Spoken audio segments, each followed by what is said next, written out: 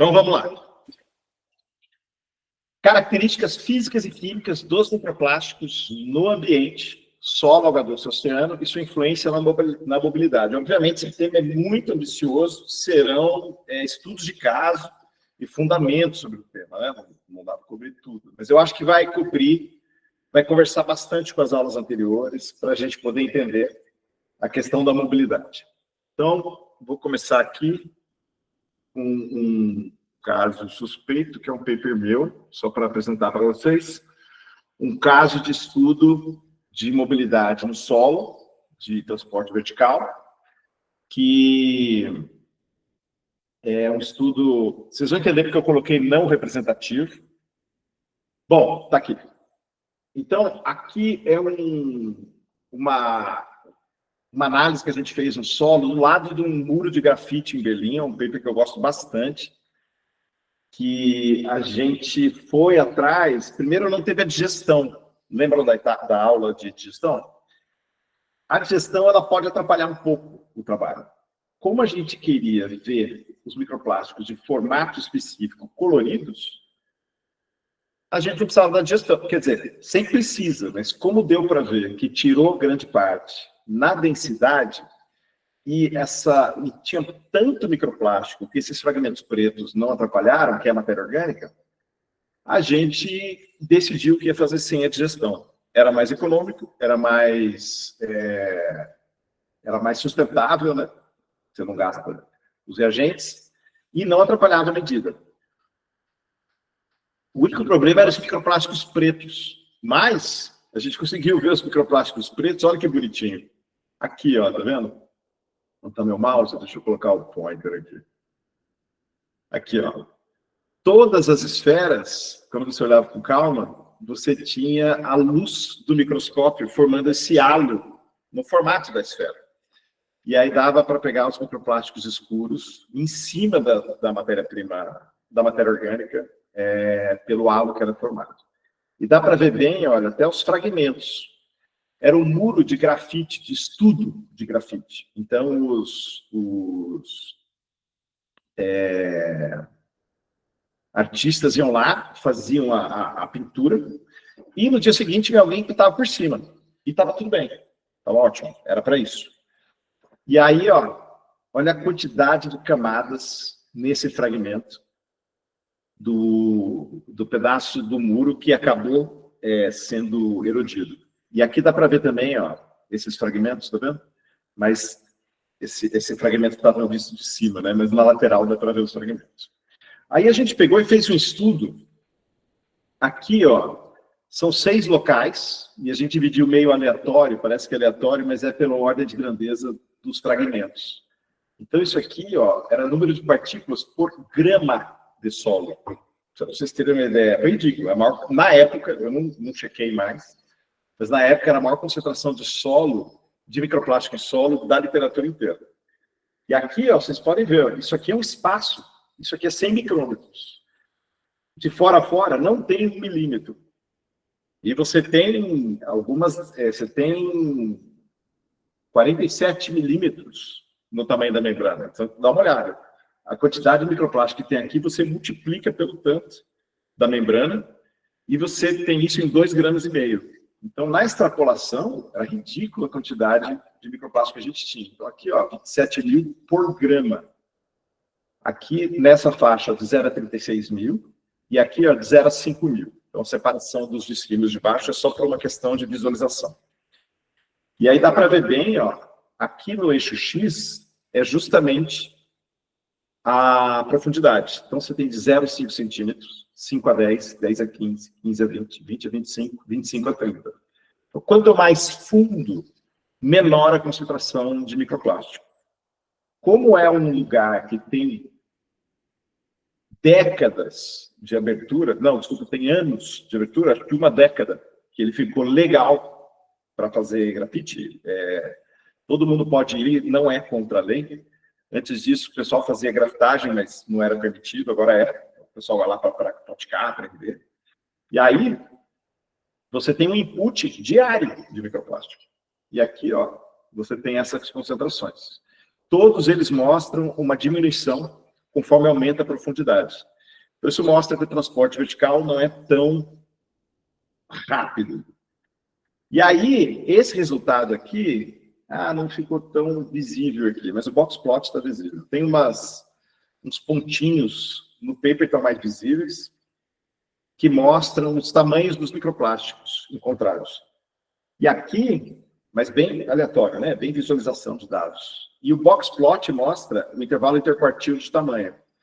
E aqui, ó, de 0 a 5, 5 a 10, 10 a 15, 15 a 20, 20 a 25, 25 a 30. O que aconteceu? O que a gente espera que os menores... Vocês já vão entender por que a gente espera isso, que a gente vai falar do solo ainda. O que a gente espera? Que os menores vão mais para baixo, mais fácil. E os maiores fiquem presos. O que a gente observou foi o contrário. Ia diminuindo a concentração, mas o tamanho médio aumentou. Então, os maiores tinham maior velocidade no transporte vertical do que os menores. Isso é totalmente contraintuitivo, a gente não sabe por quê. Isso foi medido, essa é uma hipótese que, desde que eu publiquei isso, que foi em 2021, 2022, não lembro, não está aqui, mas foram dados coletados em 2020. E desde que eu publiquei isso, eu tenho vontade de estudar por que você tem esse transporte, que foi uma coisa que a Glaucia fez e eu vou mostrar mais para frente aqui na aula. Mas a gente tem algumas hipóteses, a gente fala delas mais adiante. Ó, então, por que os maiores foram para baixo? A gente não sabe ainda. Vamos discutir isso depois. Então, esse é o transporte para baixo. O transporte do microplástico não é só descer por algum buraquinho que tem no solo, que eu ainda nem disse como é feito o solo, para quem não é da área de biologia, não está acostumado com isso. A gente tem uma série de componentes dentro do solo, e que são... Peraí, agora nós vamos para o filminho. Que são os agregados, microagregados, tem o espaço entre os agregados, e a gente vai falar disso agora. Deixa eu só colocar aqui o filminho. Tem um monte de filminho para mostrar para vocês. Então, tem 2 filminhos sobre bioturbação, que estão aqui. Está na ordem aqui. Deixa eu puxar para cá. Estão vendo o filme? Sim. Beleza. Aqui. Esse cara fica aqui. Esse vídeo vai ser ampliado. E agora vocês vão ver o que é a bioturbação. É um exemplo de bioturbação com um componente de bioturbação, que é a minhoca. Então aqui, ó, não tem a fauna de solo, não tem micro-organismo, mas tem fungo, ó, dá para ver que está formando fungo. À direita, à esquerda, desculpa. Tem vários fungos sendo formados. Se você olhar com calma, o link do vídeo está disponível aí no slide. Vocês depois, olhando com calma, vocês vão ver que está formando fungo aqui embaixo também. Em cima, vocês estão vendo, ó, vou até voltar um pouquinho para vocês prestarem atenção, no vídeo à direita. Em cima tem as minhocas comendo a parte de cima, a matéria orgânica, minhoquinha, minhocão, vários. E vocês estão vendo que tem os buracos sendo formados aqui. E volta e meia se formam novos buracos. E vocês estão vendo minhoquinha, estão vendo outras larvinhas aqui, dá para ver, conforme você olha. Está acelerado, obviamente. Então, aqui tem uma larvinha que acaba caindo aqui nesse buraquinho. Então, você vê os movimentos do solo. Dá para ver, ó, inclusive, essa é uma parte interessante, ó. Vou fazer aqui, vou chamar a atenção para algumas coisas. Vocês estão vendo que aqui, ó, o solo está apertando o vidro do terrário que está sendo filmado? Conforme vai passando o tempo, está aumentando o solo aqui em cima. Porque o que acontece? A minhoca vem para baixo, acaba comendo solo, sobe, e no processo de digestão vai liberando solo. Então está aumentando a quantidade de solo aqui, pode ser solo, pode ser matéria orgânica que vai ficando mais maleável, vai encostando, mas é solo também. Assim como parte da matéria orgânica vai descendo. Acabei de ver um tatu-bola aqui em cima, vários invertebrados. E aqui, ó, você vai tendo o transporte da matéria orgânica de cima, que está sendo ingerida pelas minhocas, para baixo, e do solo embaixo, levando para cima. E, é lindo isso, né? É muito bonito. E Do solo para o solo, a gente vai ver agora o próximo vídeo, que são as diferentes camadas. E aqui eu tenho uma aceleração da parte sem a fauna, olha, os micro-organismos crescendo. E isso também é considerado bioturbação. Se vocês prestarem atenção, o micro-organismo, o fungo, ele está crescendo e ele está digerindo também, ele está decompondo a matéria orgânica. E esse fungo vai acabar sendo alimento dos invertebrados também, e vai acabar sendo transportado para baixo. Beleza. Acho que aqui tá bom de bioturbação. Mas é um canal muito bonitinho que chama... Tem um museu que chama Metropolitan, que é muito famoso. E esse canal chama Micropolitan Museum. Então ele tem vários vídeos muito legais. Deixa eu passar para o próximo. Daqueles slides são esses dois só. Vamos lá. Então, esse aqui do mesmo canal. Tudo bem até aqui? Apareceu alguma dúvida? Ou vontade? Ou alguém comentou alguma coisa relevante aí? Desculpa, até o momento não teve comentário, não. Professor. Desculpa, todos os comentários são relevantes. Mas, assim, relevante para o vídeo, alguma coisa para a gente discutir. Vamos aqui para o próximo vídeo. Vocês estão vendo, ó, diferentes solos com diferentes cores. Não necessariamente com um solo já constituído. A minha impressão é que eles colocaram diferentes camadas e acabou. E soltaram a matéria orgânica em cima e as minhocas. E aí vocês podem ver muito bem. No vídeo, só fazer um comentário. No vídeo, tem um comentário aqui, que é uma característica de minhocas. Então, tem várias minhocas diferentes aí. Deixa eu mostrar para vocês aqui, ó. Acho que dá para ver aí, né? Deixa eu até mandar aqui a letrinha. As minhocas, elas têm diferentes comportamentos. Para quem não é do ramo, eu não sou do ramo, por exemplo, né? Mas para quem não Você tem... não era. Agora você sabe tudo de minhoca. Eu sei muito pouco de muita coisa. Eu sou uma pizza. Olha só. O pessoal brinca, né? Fala que pizza é um conhecimento amplo e superficial, né? Ó, aqui, ó. Tem 3 tipos de comportamento da minhoca em relação à ocupação do solo. Então, aqui, ó. Anésico, que está aqui, ó. Earthworm feeding on leaves and living in deep vertical burrows. Burrow é o buraco. Tem outra lúmbricus aqui que é epigeica. Living in shallow, na superfície. No permanent burrows. É muito legal, porque tem burrow que é mais fortinho, né? Aí eu não sei porquê. Não sei se tem a ver com o jeito que a minhoca faz. E aqui tem a endogeica. E aqui nem faz muito burrow, não faz muito buraco, que fica mais na parte de cima. Então, elas ocupam, tem minhoca que ocupam os 3, que são representativos desses 3 comportamentos. Ó, vamos lá.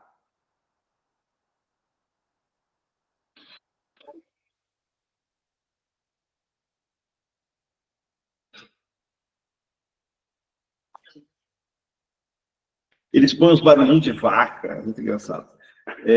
Tá aqui, ó. Dá para ver bem. Isso vai ser mais relevante nos próximos slides. Quando você começa o vídeo, a impressão que dá é que você tem os grãos muito bem definidos. Conforme a minhoca vai habitando, alguns lugares, conforme ela vai passando por ali, alguns lugares começam a ficar não tão bem definidos. Tá vendo? Passou por aqui, depois o solo começa a ocupar, ó.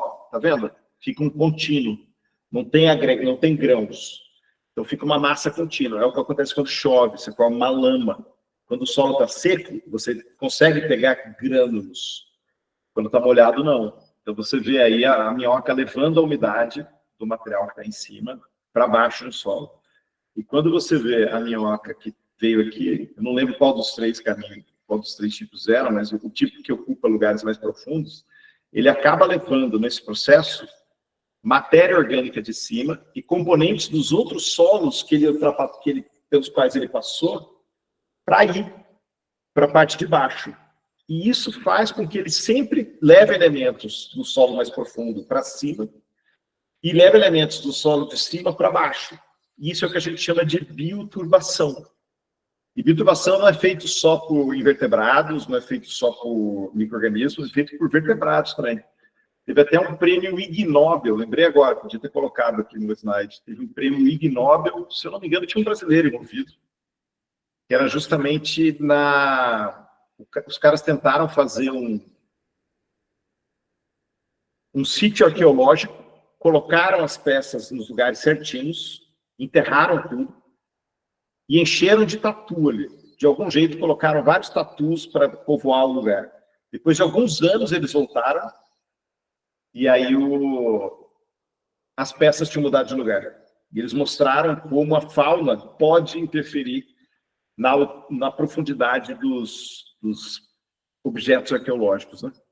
Então, foi bem legal, um experimento bem legal, mas ganhou aquele prêmio Ig Nobel que faz rir e depois pensar. Beleza. Nossa, professor, esse trabalho ganhou Ig Nobel? Mó legal. Não, mas os prêmios Ig Nobel são todos legais. O prêmio Ig Nobel não é um demérito.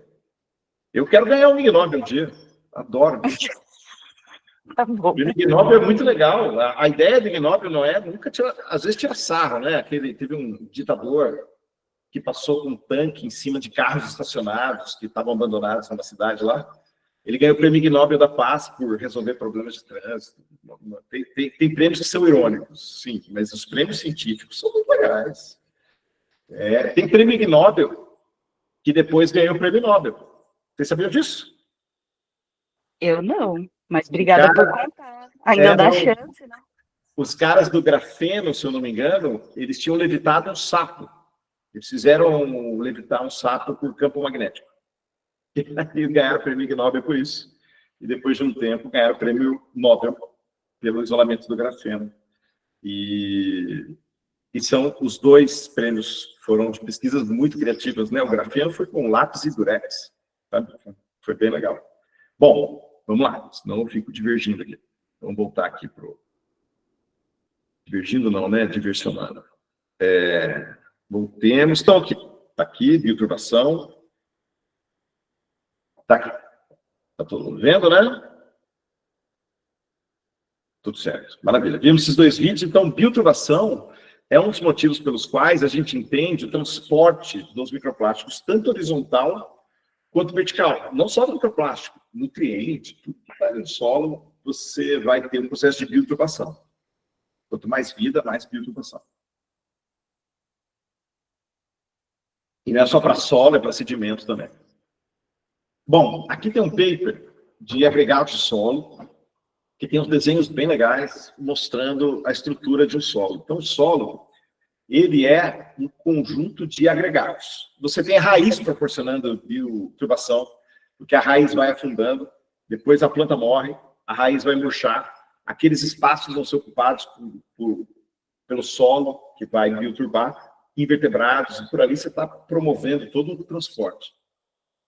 E aqui, ó, tem todos os bichinhos, todos os envolvidos. Então, aqui os sílica, silk é pedrinha, né? Micróbios, partícula de matéria orgânica, particulate organic matter, acho que é o POM. Espaço, poro, quer dizer nada, não tem poro, está aqui, não tem desenho. Vírus é o verdinho, aqui, ó, no microagregado. Fungo, são esses caras aqui. A rede fúngica, ela é muito importante, por isso que é muito relevante que a gente tenha visto esse vídeo da esquerda, porque você também tem os micro-organismos formando estruturas que permitem que o solo forme o agregado. O agregado deve muito, não sei se eu posso dizer isso, mas posso dizer que sem micro-organismo não tem agregado, eu não sei se eu posso dizer isso, mas eu posso dizer com certeza que a estrutura do agregado, a estabilidade do agregado deve muito à rede fúngica.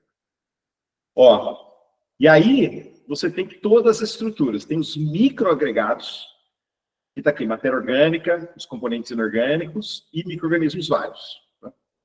E você tem, ó, micróbios e vírus, está aqui, ó, vários. E aqui dentro você tem vermelhinho, ó, o fungo, e as hifas fúngicas micorriza, que é o que tem em volta do solo, né, da raiz. Cadê? Tá aqui.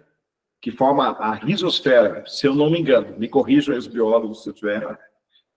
E aí, ó, você tem os agregados que estão aqui, cada agregado tem seus microagregados. E o espaço entre os agregados é aqui, ó, o poro. O espaço entre a raiz e um agregado. O agregado está formado em volta da raiz. E você tem vários espaços entre os agregados e dentro do agregado. Agregado de solo é uma estrutura riquíssima. Eu estou louco para estudar agregado de solo. A gente está tentando emplacar uma proposta lá no Sirius, porque tem bastante coisa para estudar de imagem mesmo, de um agregado estável e olhar como ele é dentro. Mas para olhar como ele é dentro, sem destruir ele, é difícil. Então, você tem aqui os espaços entre os agregados, que pode ser responsável pelos microplásticos descendo. E por que eles descem? Você pode ter aqui à direita o fluxo conforme a água vai passando. Tanto horizontal, se você tem uma fonte de água e ela vai se espalhando por capilaridade, quanto vertical, a água descendo e passando pelos agregados e levando o que está no meio do caminho. Ok? Beth, levantou a mão? Pode falar. Entre esses espaços entre os grãos, eu estava falando de microfone fechado, desculpa. Esses agregados, tá vendo onde tem essas setinhas? Sim. Esses espaços entre os grãos chamam espaços intersticiais. Nesses espaços vivem milhares de... Aí não são micróbios, são chamados meiofauna, que é uma... Você trabalha com isso, né? Lembrei. Uma fauna que tem mais de 30 filos, são muitas espécies. Então tem rotífero, tardígrada, tem espécies que têm a parte larval da vida entre os grãos e aí o adulto vai para o mar, e tem espécies que passam a vida inteira ali entre os grãos. Então tem um vídeo do Sebimar que chama Vida entre Grãos, que é muito interessante, está no YouTube, tem uns 10 minutinhos, e eles mostram assim a riqueza que é a quantidade de animais que vivem nesses espaços. Então, eles não chegam a ser micro-organismos, mas eles também não são macro, eles são a meiofauna, que vai de 45 micrômetros a 500 micrômetros, mais ou menos. Aí é bem legal, eu sou apaixonada, muito apaixonada pela meiofauna, por isso que eu não pude deixar de dizer. Não, excelente contribuição. Lembrei que você me falou sobre isso e eu não coloquei aqui no canal. E o Sebimar, é isso? Isso, é um vídeo do Sebimar, chama Vida entre Grãos. Vou mandar para a galera. O que é a meiofauna, e é bem bonitinho os vídeos que eles fazem, eles falam sobre coleta, onde eles... É lindo, é lindo. Show, ótimo. Obrigado, Beth, excelente contribuição. Para todo mundo... Oi?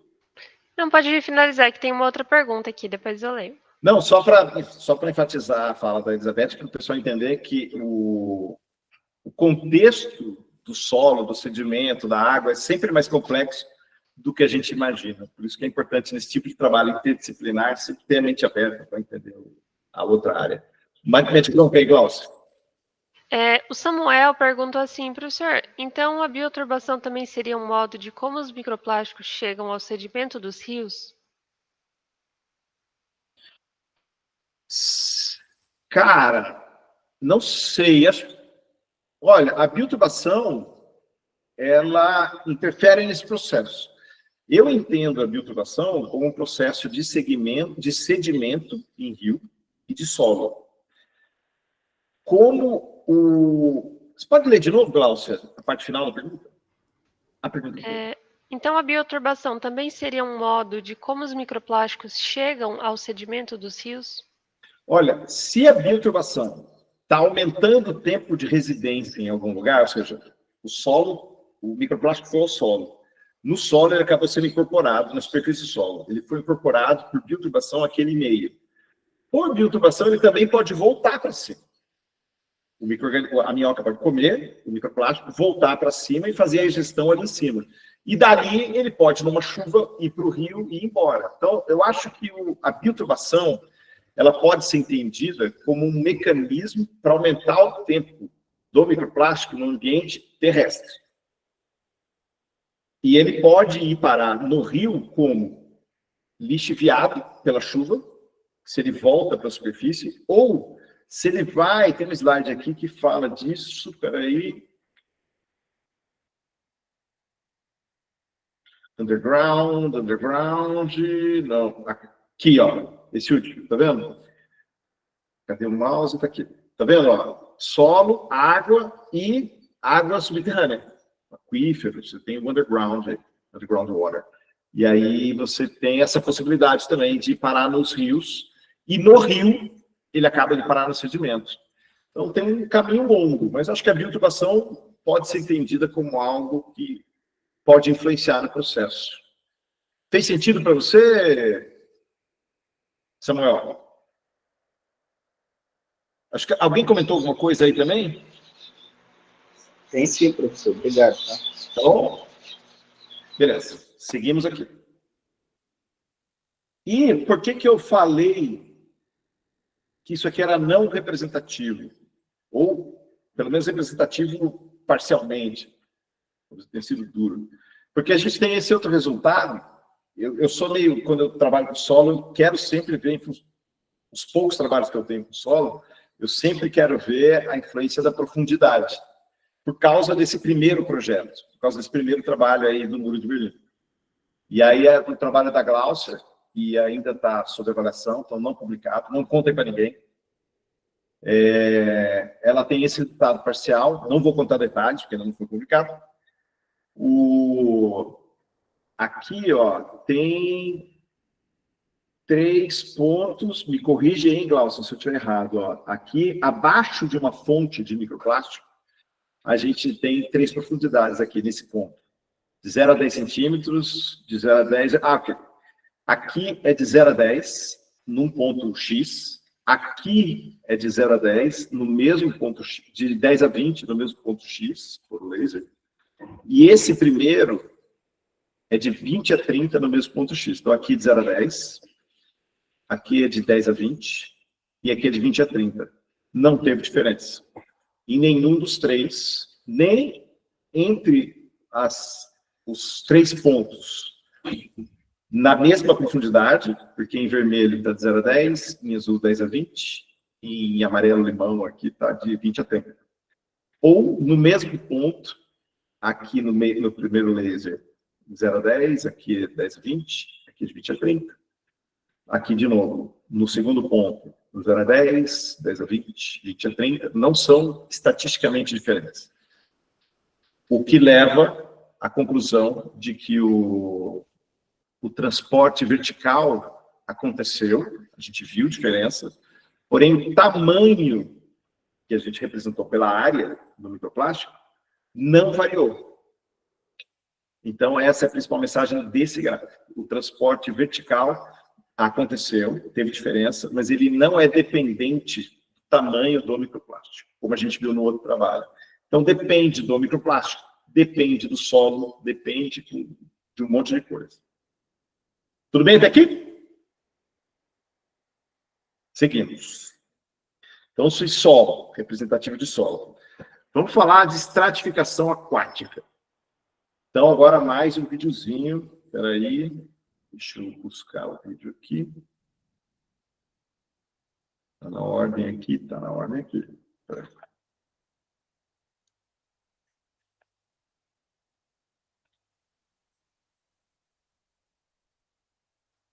Aqui. Vou vir para cá.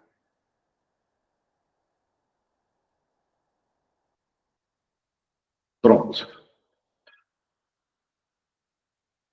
Deixa eu só explicar para vocês. Está todo mundo vendo, tá? Ó, isso aqui, o que ele fez? Ele colocou colocou um corante nas 2 águas, tem um obstáculo no meio. Aqui tem 3,5% em massa de sal e aqui tem 0% de sal. Esse princípio tem um monte de experimento no YouTube para brincar com crianças. Você faz essa variação de concentração com açúcar, que dá uma variação muito maior de densidade, vários xaropes. Você coloca uma cor para cada um, aí você monta uma torre de diferentes cores, só com água e açúcar, super bonitinho de brincar.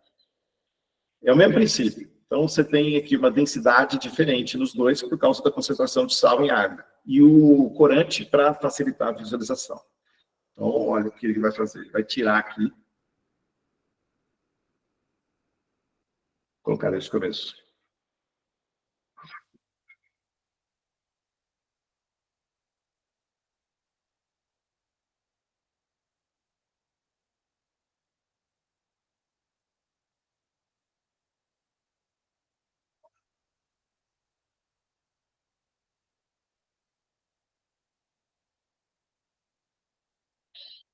Vocês conseguem me dizer, o legal da aula síncrona, e não só as dúvidas síncronas, é tentar ver se vocês, qual é a percepção de vocês do vídeo.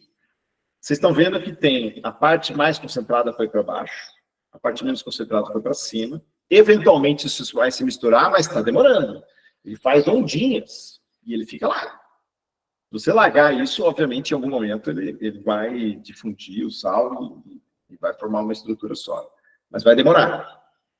Principalmente se você não tiver turbulência. Alguém pode dizer aonde eu tenho uma situação da nossa vida real, dos ecossistemas, aí, do mundo que a gente conhece, onde acontece isso, de você ter um encontro de uma água doce, no mar acontece, e eu acho que o Marcelo, mangue, tá vendo? Tem várias situações em que a gente tem águas de diferentes concentrações, de diferentes densidades, se encontrando. Então, quando você tem água doce entrando no mar, vai acontecer isso. A Tainá até declarou amor por Itamambuca aqui. Pororoca, isso. A Marielle, que a gente citou no começo da reunião, ela está aqui no laboratório fazendo uma visita. A gente está aprendendo muito com a Marielle. E a Marielle mostrou umas fotos da costa do Amapá, mostrando como o rio Amazonas interage com o mar e como ele se difunde pelo mar. Muito bonito, como os sedimentos ficam claros na imagem de satélite.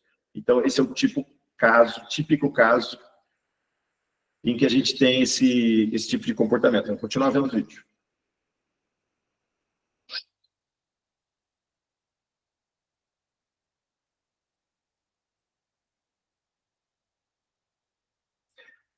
Colocou o separador.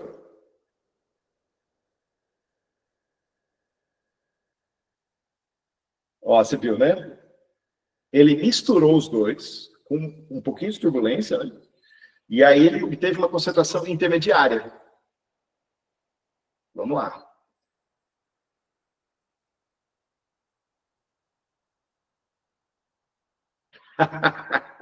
Olha que coisa linda.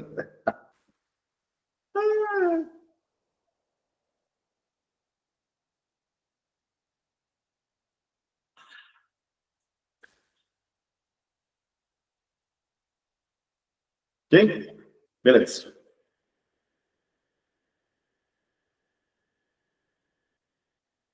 E aí tem um fato adicional, agora que ele coloca o dedo, parece que as soluções também tinham temperaturas diferentes. E aí ele começa colocando o dedo, a parte de cima tem uma temperatura, a parte de baixo tem outra, e ele consegue sentir isso com o dedo também. Eu fiz isso quando eu dava aula no cursinho social da universidade que eu estudei. A gente tinha uma turma de alunos com deficiência visual, parcial e total. E para ensinar, por exemplo, solução heterogênea, a gente usava esse recurso. Então, a água era quente, o óleo era gelado, ou ao contrário, aí o aluno enfiava o dedo e sabia que tinha duas fases diferentes ali para a temperatura. Ele usa isso também. Então, para quem dá aula aí, também é um excelente experimento aí para brincar com os alunos. Tá aí, feito. Então, estratificação. Tudo bem? Gostaram do videozinho? Isso aqui mostra que a densidade da água pode, independente do motivo, porque tem mais matéria orgânica, ou porque tem mais sal, ou X. Não importa o problema. A questão é que elas têm diferentes densidades, elas vão ocupar diferentes espaços, e nem sempre a gente consegue ter a mistura. E isso vai ser muito relevante até em função da época do ano, a gente vai ver nos próximos slides. E por que é importante a gente entender a estratificação da água? Professor, Oi, então na água salgada, para ela ser mais densa, os microplásticos boiam mais? tudo boia mais. No Mar Morto, o pessoal boia de boa. Eu, por exemplo, eu nunca fui no Mar Morto. Eu morro de vontade, porque o pessoal lá boia com mais facilidade. Porque quando eu boio no mar normal, aqui no litoral de São Paulo, a parte de cima do meu tronco boia, a parte do meio afunda. Eu nunca boiei bem.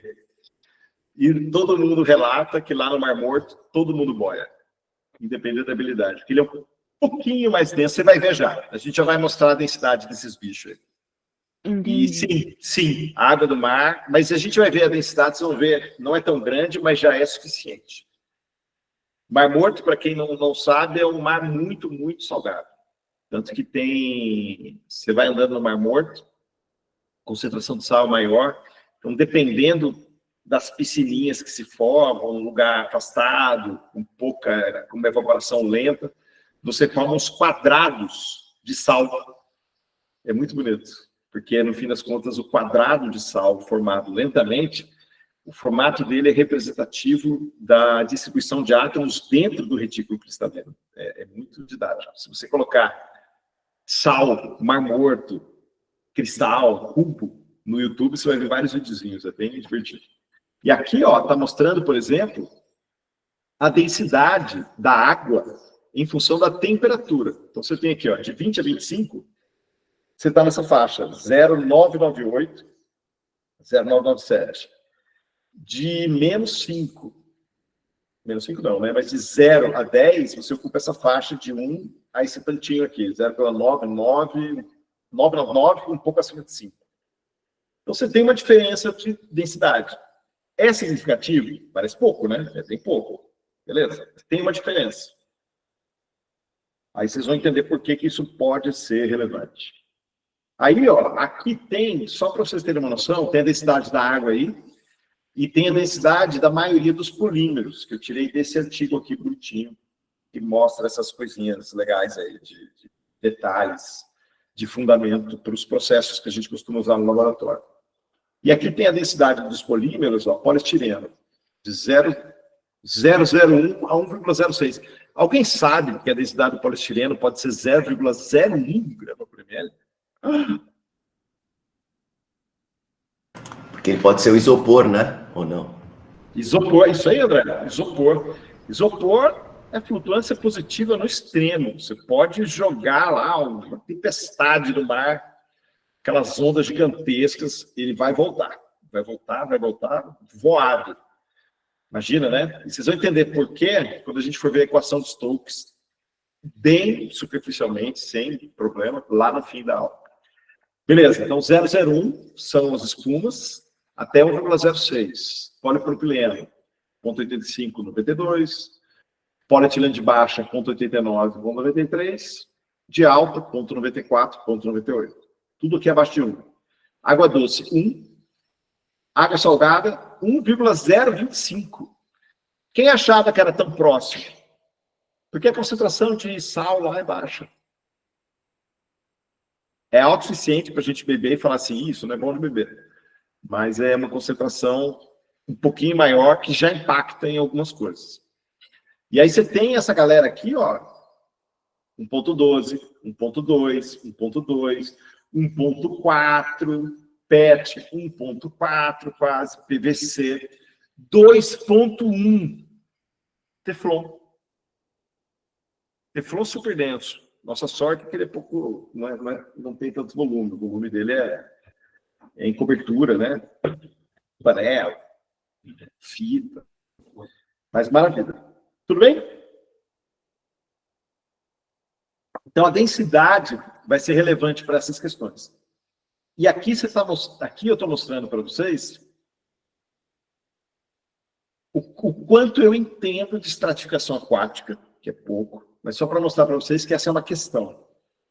Aqui, ó, é um gráfico desse site aqui, que é bem legal, tem vários filminhos, muito, muito legal, recomendo. Aprendi bem com esse site aqui. mostrando a variação de temperatura em função da profundidade, quando você tem essas 3 fases, esses 3 estratos bem definidos. Então, vai para um caso específico, né? De quase 30, mais 25, com certeza, até 4 graus. Conforme está mais embaixo, vai ficando mais frio. Beleza. E aqui, isso eu estou falando só de temperatura. Você tem estratificação para concentração de oxigênio, para pH, para vários fatores. Penetração da luz. E aqui, ó, o perfil de temperatura para um caso específico, de acordo com a estação do ano. Você tem aqui inverno, verão, primavera, outono. Então, você tem, no inverno e no verão, 3 fases. Porque você tem, ou a água em cima está mais quente, e acaba gerando uma fase intermediária, ou a água em cima está mais fria, e acaba gerando uma camada intermediária. Quando você está no inverno e no outono, na primavera e no outono, você tem a mesma temperatura. E aí você não tem essas fases estabelecidas.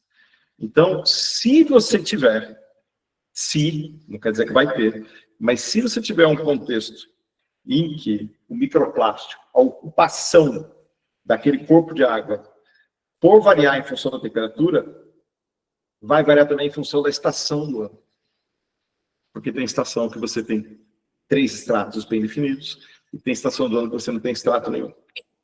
Legal, né? Achei interessante isso aqui. Seguimos? Nada até agora? Vamos falar de transporte horizontal. A Pamela pediu uma opinião aqui? Deixa eu ver, consigo ler? Eu só leio opinião sobre a. Você quer que leia aqui, professor? Quero. Consegui abrir. Consegui. Tá. Sua opinião sobre a cobertura de Teflon ser segura, pois há muitas controvérsias. Não, a minha opinião é uma opinião. Eu tento evitar. Lá em casa a gente não compra mais panela de Teflon. Mas tem a questão dos PFAS, PFOAs e resíduos do Teflon, né? Os Forever Chemicals. Eu evito, mas não sei opinar. Tá bom? O Dark Water. Estou para assistir esse filme aí, a Adriana recomendou. Não sei opinar, mas é um assunto controverso. Isso tem sido tratado com muito cuidado. Na minha opinião, eu evito. Tudo que dura para sempre, eu evito. Eu acho que se não degrada, não sei. Eu acho que não existe nada que não degrada. Se dizem que não degrada, eu suspeito. E aí, quando você usa uma coisa que não degrada, dizem que não degrada, mas ele acaba degradando, isso, o produto vem para você. Não sei se faz mal. Eu sei que Teflon é branco. E não existe panela de Teflon branca. Porque o pessoal pigmenta o Teflon. Porque quando ele vai degradando, ele vai mudando de cor. E se a panela branca vai mudando de cor, você fala assim, epa, está acontecendo alguma coisa. Então, eu tenho esse pé atrás com o Teflon já faz um tempo. Mas é uma opinião, viu, Pamela? Não é nada embasado cientificamente. Beth, você levantou a mão? Eu levantei, professor, porque eu vi o gráfico que tem lá sobre temperatura e densidade. Então, quanto maior a temperatura da água, menor a densidade, certo? Espera aí, deixa eu voltar aqui. Quanto que? Volta mais um. Aí, ó, esse gráfico aí. Quanto maior a temperatura, então, menor a densidade, certo? Sim. Então, quando a gente for fazer a etapa de separação por densidade, vale a pena usar a água com sal mais gelada? Não varia muito. Não Você varia vê muito. que não varia muito, né? Assim, se você está vindo de 0 para 30, você percebe que é quase 1%, não é? Tá. Se fosse de 1 para 0,9, não, 1 para 0,9 é 10%, né? Quase 10%, é 9% de variação aqui. Então, tem alguma coisa. A questão da densidade, mas eu nunca vi usar a temperatura para regular a densidade de um processo de separação. Tá. Eu já vi usar a temperatura para regular o processo de separação, é uma estratégia que eu acho bem inteligente, para mexer com a densidade. Então, o pessoal pega um sal que é muito pouco denso, que dissolve pouco a temperatura ambiente, mas que ele aumenta muito a solubilidade com um aumento pequeno de temperatura. E aí você aumenta muito a solubilidade, obviamente você aumenta muito a densidade também. Então acaba sendo uma opção mais barata em relação a sais que a gente usa a temperatura ambiente, brometo de sódio, cloreto de 5, que são mais caros e às vezes são tóxicos. É que eu nunca E tinha aí- pensado nessa coisa da densidade com a temperatura, e aí eu fiquei, Tem. nossa, talvez tenha uma solução mais em conta para fazer. É importante para levar em consideração a ocupação do corpo aquático, eu acho. Uhum. Mas para a densidade, para a separação, não sei se é o suficiente a variação da temperatura. Obrigada, professor. Nada, Beth, imagina. Ó, transplante horizontal. Esse aqui também não está publicado. É um trabalho que a gente começou com a professora Andréia Neves e a Larissa Zacher, alunos de doutorado da Andréia. E aí, ó, esse trabalho é muito bonitinho. A gente fez junto, porque a gente está tentando achar um jeito de determinar a molhabilidade de um pó. E aí, molhabilidade de um fragmento, a gente vai num equipamento que chama ângulo de contato e voa, um bodiômetro. Mas no pó, a gente não consegue ter uma superfície, porque é uma câmera que fica filmando bem no horizonte da superfície que você colocou, e você filma a gota, conforme a gota se espalha, você mede o ângulo, é a molhabilidade daquela superfície. E aí eu falei, então vamos fazer o contrário. Vamos pegar o pó e vamos ver como ele se espalha na superfície da água. À esquerda de cada parte, no ABC, acho que tem um barulho acontecendo aqui, peraí, deixa eu fechar. Pronto. Eu desativei o microfone, se alguém quiser falar, pode abrir, tá? Só alguém deve ter aberto sem querer. Então, para cada coluna aqui, ó, você tem 2 beckerzinhos. O da esquerda é uma poliamida, como ela veio. Então, pó de poliamida pristino. O da direita é um material que foi degradado por 96 horas, bem degradado. No VC, bem degradado. Aqui, ó, tá 1 segundo, no B 20 segundos, no C 40 segundos, no D 60 segundos, no E 80 segundos, no F 100 segundos. Já não tem mais ilhinha, já não tem mais nenhuma ilhazinha de microplástico. Qual a diferença entre os dois? A degradação e a molhabilidade da superfície. Então, isso aí é um trabalho que a gente quer desenvolver mais. Acho que agora a gente vai conseguir desenvolver bem. Sempre falta mão, né? Para terminar os trabalhos. Mas esse trabalho coloca em perspectiva a modelagem que o pessoal faz com microplásticos pristinos. Então, você pega microplástico de mercado científico, né? Comprado pela Sigma, as marcas estabelecidas, que é um microplástico novinho. Joga ele na superfície e vê como ele se comporta, e a partir disso se constrói um modelo. Então, os modelos principais são feitos com microplásticos pristinos, esses microplásticos que são mais reprodutíveis, que funcionam melhor. E aqui a gente está mostrando que esse modelo pode não representar bem o microplástico que a gente encontra no meio ambiente. Então, aí a gente vai entender melhor o que aconteceu aqui ao longo dos slides. Então, esse é o transporte horizontal. Quem gosta de tomar sucrilhos de manhã? Muita gente aí? Vocês já observaram esse fenômeno que vocês estão vendo aí? Primeiro, vocês estão vendo algum fenômeno nessa fotinha à esquerda? Alguém quer se manifestar aí? O material se agrupa, né, na superfície conforme vai boiando. Né? Não é louco? Primeiro que quem está agrupado está no meio. Mas tem um monte que está agrupado na parede. O Luciano falou flutuação, maravilha, todos estão flutuando. Mas é que eles não estão homogeneamente espalhados, né? O Natan, uns molham mais que os outros. Pois é.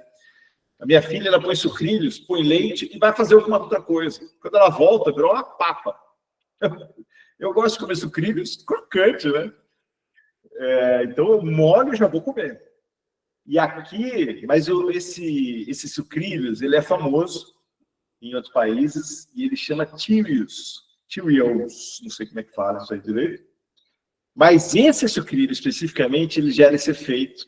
É um efeito que já é conhecido, é um efeito que já se desconfiava dele já na época do Galileu. Vou mostrar uma foto de um desenho do Galileu nos próximos slides, de 1663. Galileu? Bom, o desenho é de 1663 que entrou num tratado, não sei se era do Galileu. Agora não tenho certeza. Mas é atribuído a Galileu, que discute essa questão aqui. Por que que um gruda no outro? Sim. Cara, muito louco. É muito mágica, né? Alguém sabe por que um Sirius gruda no outro? Ai, professor, eu não quero passar vergonha, mas não é a mesma coisa do óleo? Tipo, que a tensão superficial da água junta eles? É algo assim? Tem a ver com tensão superficial, mas, ó, tem um cara aqui fazendo no quintal aqui esse experimento de estratificação do oceano. Ó. Vocês observam com mais cuidado aqui. Espera aí, o que está acontecendo? Deixa eu puxar o próximo. Espera aí, aqui tem 2 vídeos longos que eu vou mostrar depois. Que eu vou deixar para vocês verem depois, na verdade. Deixa eu mostrar o primeiro do efeito Tears com bolhas. Todo mundo já deve ter visto isso com cerveja. Todo mundo que bebe cerveja. Espera aí. Vai aparecer. Vocês estão vendo aí? Esse acho que não tem como fazer short, acho que ele não fica na tela inteira, né? Volta.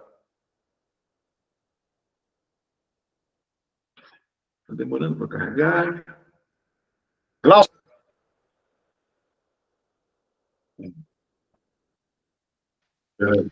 Oi, professor. Travou aqui para mim. Eu não sei se foi a minha internet. Travou? Eu? Aqui também travou. Não. Agora foi. Agora eu tô te ouvindo, mas você cortou a sua fala. Eu não sei o que você ia falar. Não, eu estou tentando fazer esse vídeo aparecer, mas aí ele entrou no outro vídeo dessa piadinha aí. E não volta. Que não pode abaixar com o mouse, né? Ah, não! Sério? Uhum. Ah, que droga. E era tão bonitinho esse aqui. Peraí, vou resolver isso. Tudo bem? Aqui. Point. Cadê aqui? Peraí, vou abrir aqui rapidinho. Acho que é esse o primeiro mesmo. Volta. Cá. Não pode usar mouse. Esse YouTube é muito tutorial. Tá lento. Mas vocês estão me vendo ainda, né? Sim. Sim.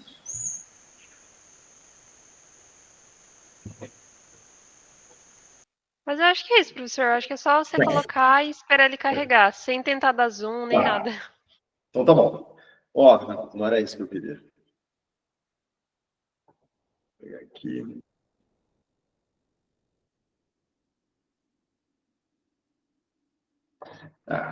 Deixa eu fazer o seguinte. Deixa eu pular essa bolha, depois eu acho da bolha. Ó, esse aqui é um cara usando o efeito Tears para fazer letras do alfabeto. Então você vê que ela fica flutuando, você leva, encosta uma na outra, ela gruda e fica. E tem um efeito, tem uma questão para isso, tem um fundamento para isso. Então a gente consegue entender isso. Já vou chegar lá.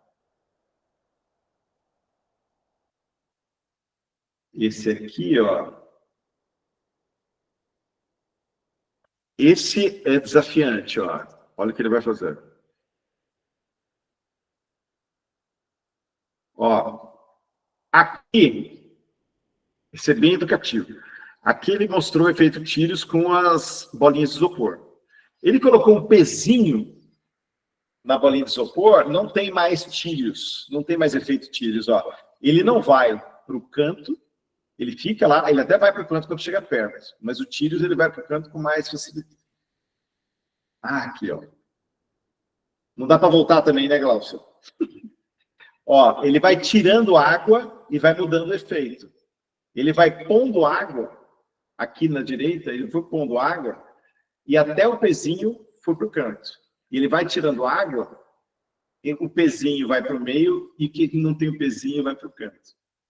E isso é uma viagem que tem a ver com a tensão superficial da água. E vocês vão observar isso aqui também, ó. Nesse mesmo vídeo, que era o primeiro aqui, ó. Esse cara aqui. Parou? Ah, não vou me aventurar, não. Deixa eu puxar aqui.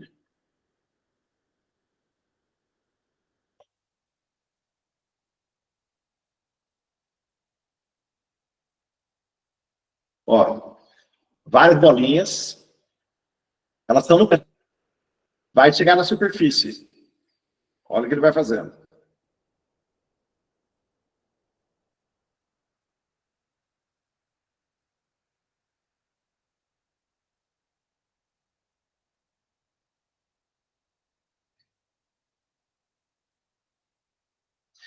Lembrem que a água, quando você tem baixo nível de água, ela está mais alta no vidro, porque ela interage com o vidro.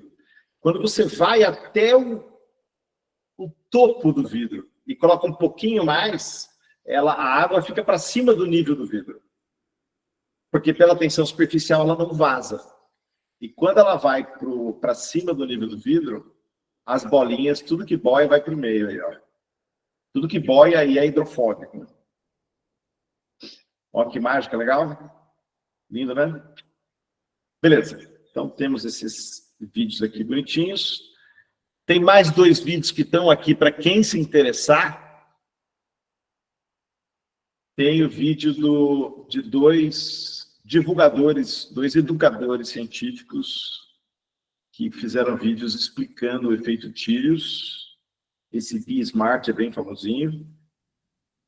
Ó, aqui ele mostra, já vou explicar isso aí, ele mostra o efeito Tirios e ele faz alguns experimentinhos bem bonitinhos, ele dá uma explicadinha aqui,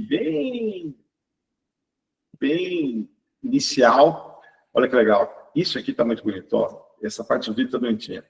Você tem um clipe, o pessoal usa muito clipezinho para mostrar esse efeito. Então você vê que ele fica um pouco abaixo do nível da água e ele não interage bem com a água. Quando um chega perto do outro, eles grudam. Esse efeito vai acontecer.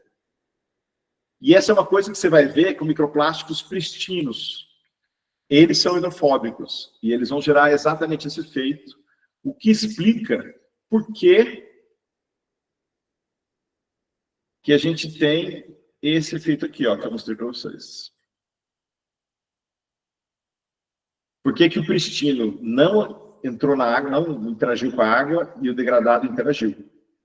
A gente já viu por que isso na aula de degradação, mas a gente vai rever hoje. E o outro vídeo, ele tem os mesmos exemplinhos de percevejo, ele explica bonitinho a questão da tensão interfacial que a gente vai ver agora, o fato da substância ter uma boa interação com o líquido ou não ter uma boa interação com o líquido, o que vai acontecer, está bem bonitinho. Esse é um pouquinho mais complicadinho, mas os exemplos são legais. Show? Vamos voltar aqui. Professor, Oi. mas isso só acontece com os microplásticos quando eles estão na superfície, né? Sim, transporte horizontal, estamos falando de superfície, exato. Efeitos Tirios, não vou dizer que não vai acontecer, porque vou mostrar um slide com novidadezinhas aí que a gente não sabe explicar. Que também tem influência do que você falou da densidade, do calor, pode ser que ele suba, pode ser que não, né? Se ele subir, tem motivo para ele ter subido, a densidade, né? Mas mesmo assim, ele estando em cima, ou ele espalha bem ou ele não espalha. E o transporte horizontal vai depender de várias coisas, inclusive essa que eu estou ressaltando aqui. E aí, professor, só para assim, fazer um resumo para ver se eu entendi, porque eu não sou dessa área de microplástico até então, estou aprendendo muita coisa. Mas isso que você está falando é justamente para dar um embasamento para a gente, ou para quem estuda isso, para saber onde vai fazer a coleta e onde vai buscar o microplástico para ser estudado, é isso? Para orientar. Dependendo do contexto, pode ser sim. Tá. A gente está, nesse momento, eu estou mexendo com isso, eu passei, ontem foi feriado para funcionário público, né?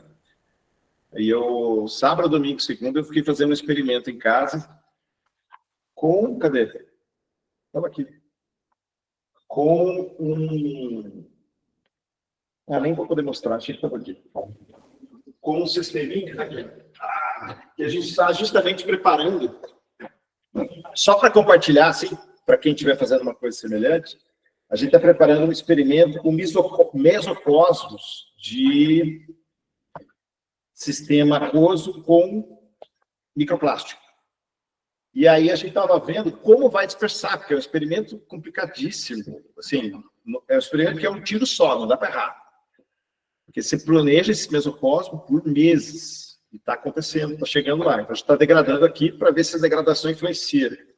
E eu estou aqui com material degradado, aqui está o degrade, tenho ele pristino, e eu estou vendo como que acontece o espalhamento. Então, nesse sisteminha aqui, eu levei para casa com uma lanterninha, eu passo aqui no papel, ele espalha a luz, aquela lanterninha de ultravioleta, e eu consigo ver no escuro os microplásticos.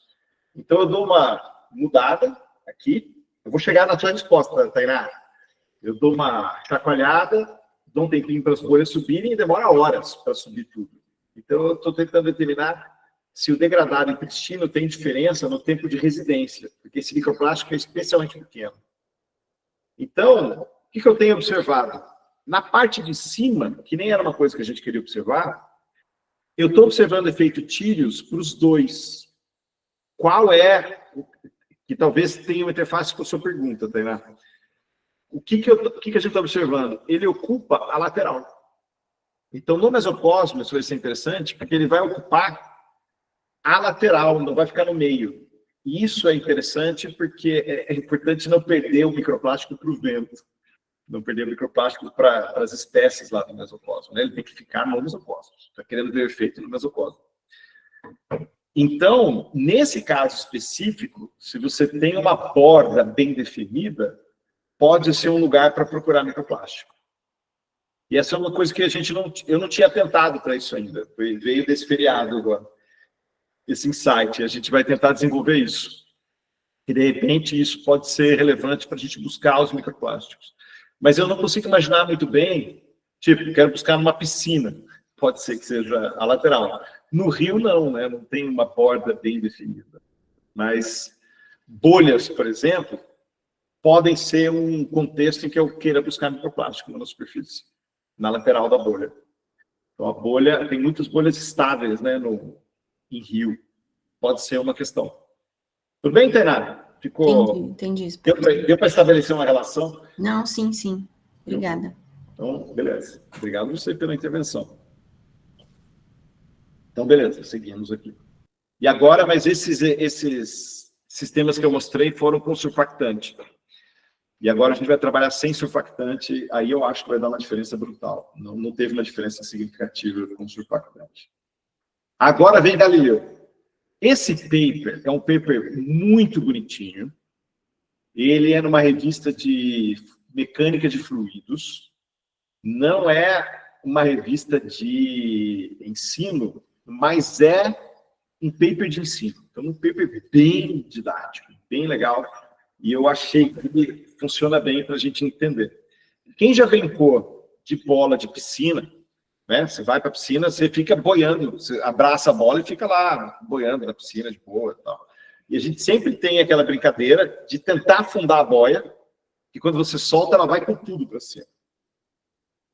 E aí a gente tem, nesse paper, ele discute vários fenômenos de flutuância, e eu achei esse desenho especialmente didático. Eu até copiei a legenda, porque eu quero lê-la com vocês. O primeiro, acho fantástico, aqui, ó. O painel A foi reproduzido de Galileu, 1663, que o Galileu trabalhava essa questão de flutuância, né? Eureka e tal. A história da banheira, da coroa de ouro. E o que esse paper mostra é o seguinte: inicialmente, considera que a água tem uma superfície que ela é impenetrável. Tá? Então, imagina, e a superfície da água, né, tem uma coisa que a gente chama de tensão superficial. Tá? Tem animal que boia em cima. Esse artigo, especialmente, mostra vários exemplos. Robozinho que imita animal para poder ficar bem na superfície da água, sem turbulência. É bem legal. Então, se você imaginar que você tem um filme na superfície da água, que é indestrutível, você imagina que um fragmento na superfície, ele não é de microplástico, tá? Não tem nada a ver, é sobre esse conceito. Você tem um fragmento que vai querer afundar. Porém, dependendo da densidade, ele não vai afundar. Imaginando que essa água é impenetrável, a superfície da água é impenetrável, você tem esse cara afundando nesse filme, ele é impenetrável, mas ele não é indeformável. Então, o peso vai exercer uma influência, vai formar essa estrutura, e você tem o peso querendo ir para baixo, e a água querendo empurrar esse cara para cima. Ok? Nessa situação, aí vamos ler com você, ó. Vou ler com vocês. O texto está muito didático. B. As forças de restauração que contra-atuam o peso do corpo flutuante, mg, massa vezes a aceleração da gravidade, compreendem a força que contra-atua, compreende a força da tensão superficial por unidade de comprimento, esse cara aqui, ó, o lambda, se não me engano, que atua paralelo à superfície e normal à linha de contato. Superfície do fragmento, né? E normal à linha de contato, que está aqui em cima, tracejado. E a força de flutuância gerada pela pressão hidrostática P, que está atuando em toda a extensão desse fragmento, atuando normal à superfície molhada do corpo. É natural que a força de flutuância resultante da pressão hidrostática é igual em magnitude ao peso do líquido deslocado pelo corpo molhado, que é essa parte aqui, que está aqui em cima. C. Keller, 98, mostrou que a força total de restauração do corpo flutuante, que é a que contratua o da água, incluindo aquele devido à tensão superficial, é o peso do volume inteiro do líquido deslocado pelo corpo. Então, isso inclui também essa parte aqui do volume que já não é mais de água. Eu estou forçando essa água para baixo, porque é impenetrável. Tudo bem? Pode parecer mais complicado, mas é tudo sobre a gente colocar esse fragmento querendo afundar na água e a água não deixando. Porque eu estou considerando que a água tem um filme impenetrável. Tudo bem? Até aqui?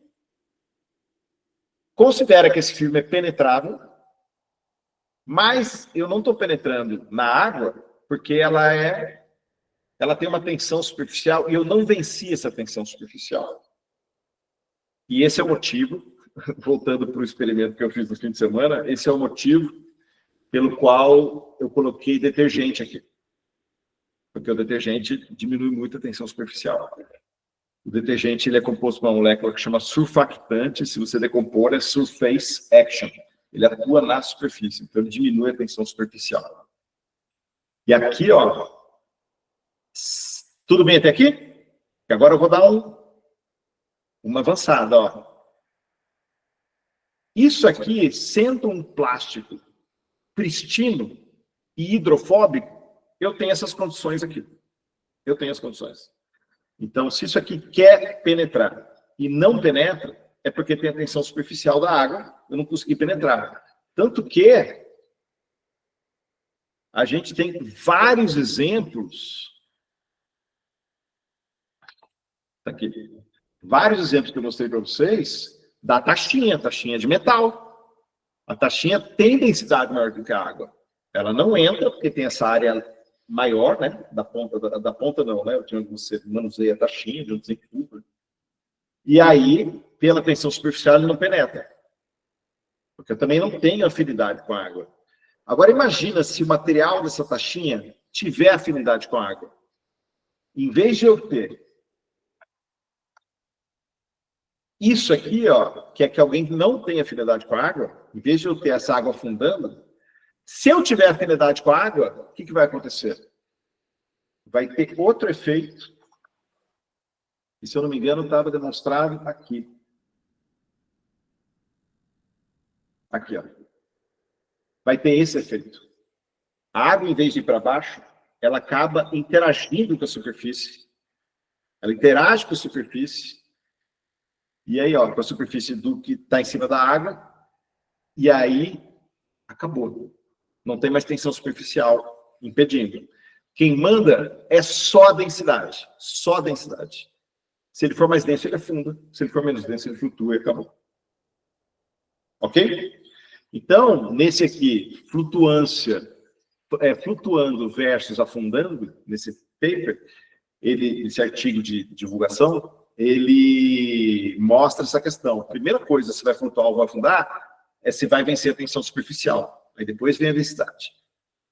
E quando a gente tem, quando a gente tem um material que é degradado, que é hidrofílico, eu vou ter esse comportamento. Quando eu tenho material que é hidrofóbico, eu vou ter esse comportamento. Tudo bem? Então, aqui eu vou ter efeito Tirios, aqui eu não vou ter efeito Tirios. Show de bola até aqui? Ó, o próximo slide, eu decidi usar essa estratégia para poder dar recado. Para não esquecer de dar recado. Vai estar no meio da aula. Quem assistiu o vídeo vai receber esse recado depois. Eu avisei muita gente por e-mail, um intervalinho aí para recado importante. Eu avisei muita gente por e-mail que está inscrito no programa de pós, que não pode, não vai receber o certificado pela OTGA se não se inscrever na OTGA. E ao longo da disciplina eu ainda recebo e-mail dizendo, como é que eu faço para entrar na OTGA? Isso já foi abundantemente avisado por e-mail para vários alunos.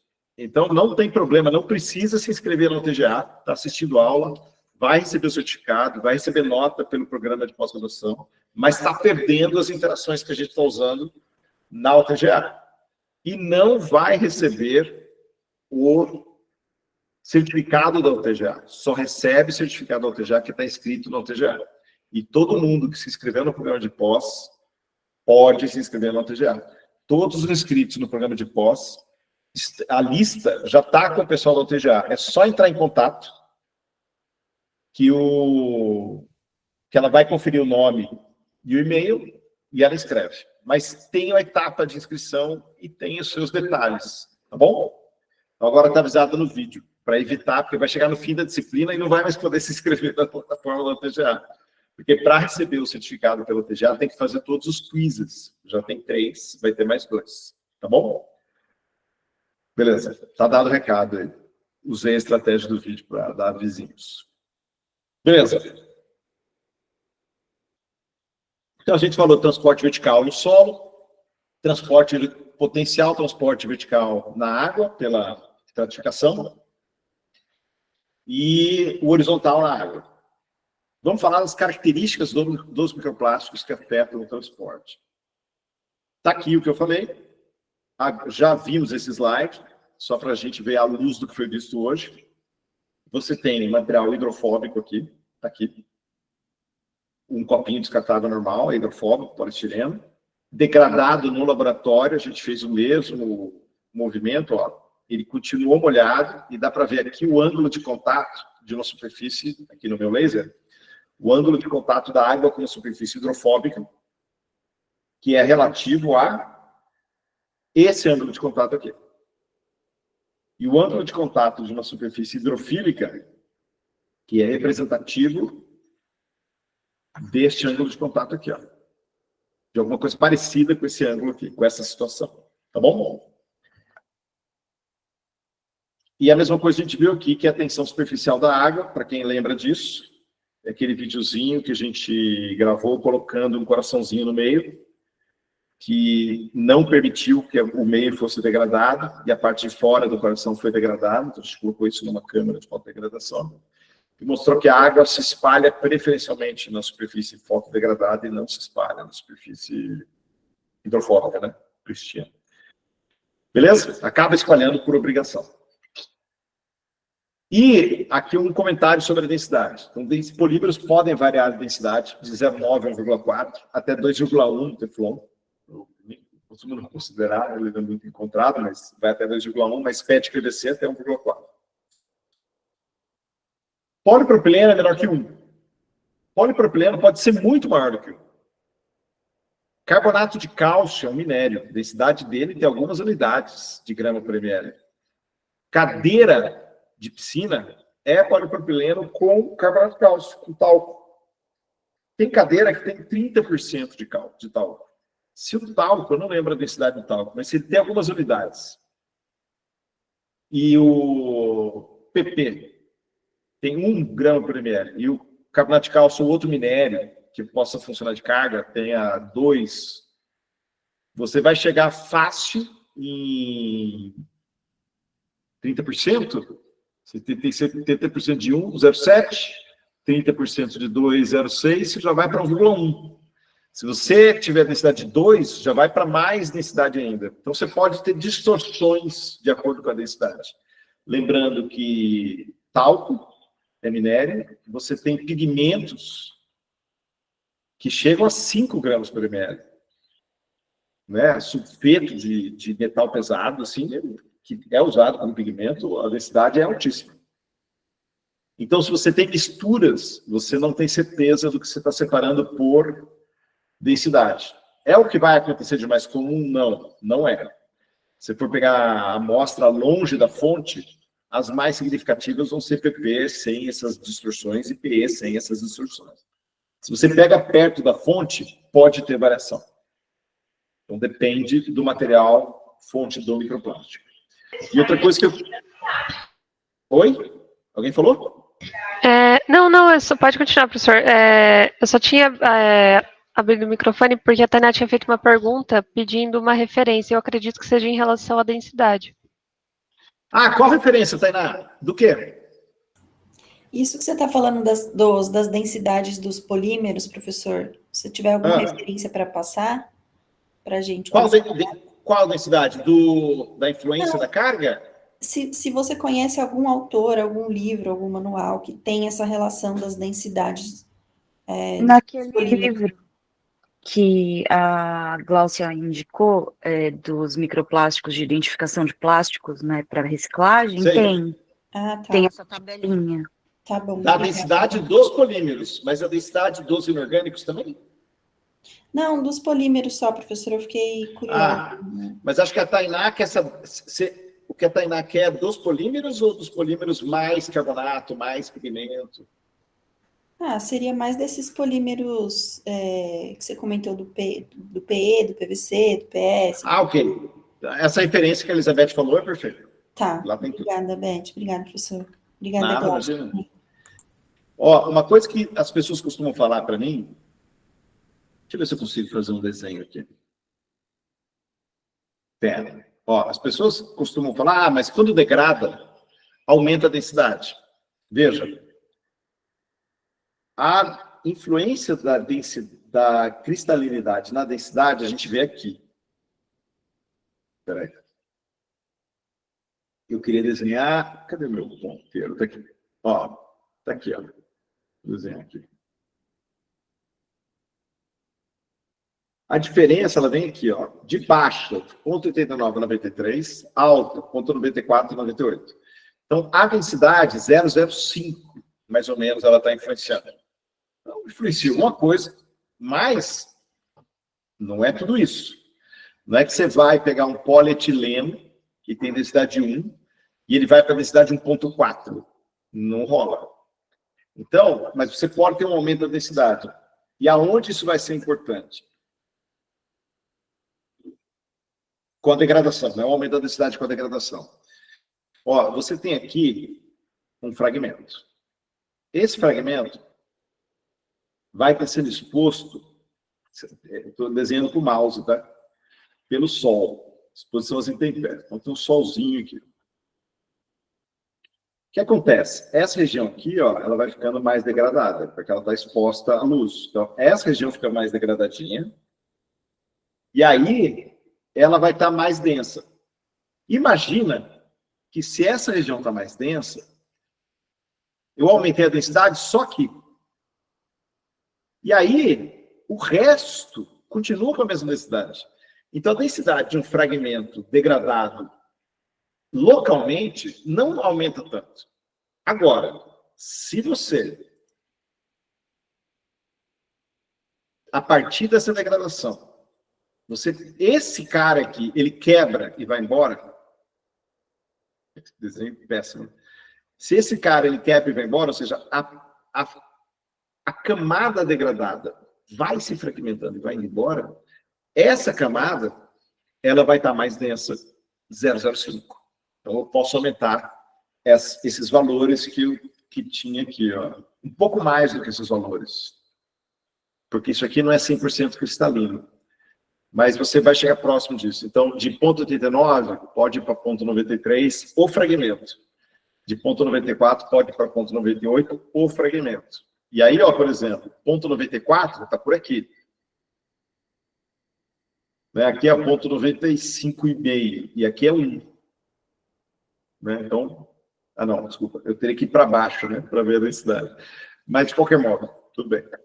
Acho que usar essa figura não é bom, mas está aqui. Aumenta de ponto 89, pode aumentar para ponto 93. Aumenta 0,04 no mesmo polígono. Tá? 0,04, 0,05. 0,05 é a diferença do baixo para o de alto. Então, é nessa ordem de grandeza.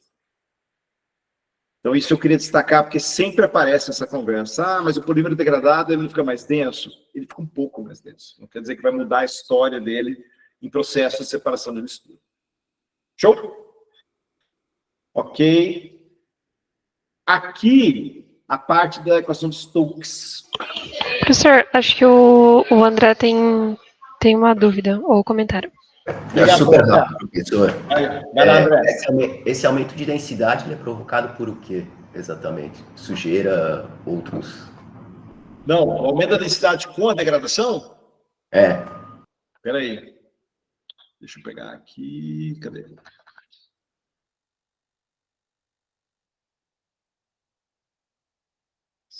Será que eu tenho aqui nessa palestra aqui? Deixa eu só Estou abrindo um arquivo aqui para te mostrar.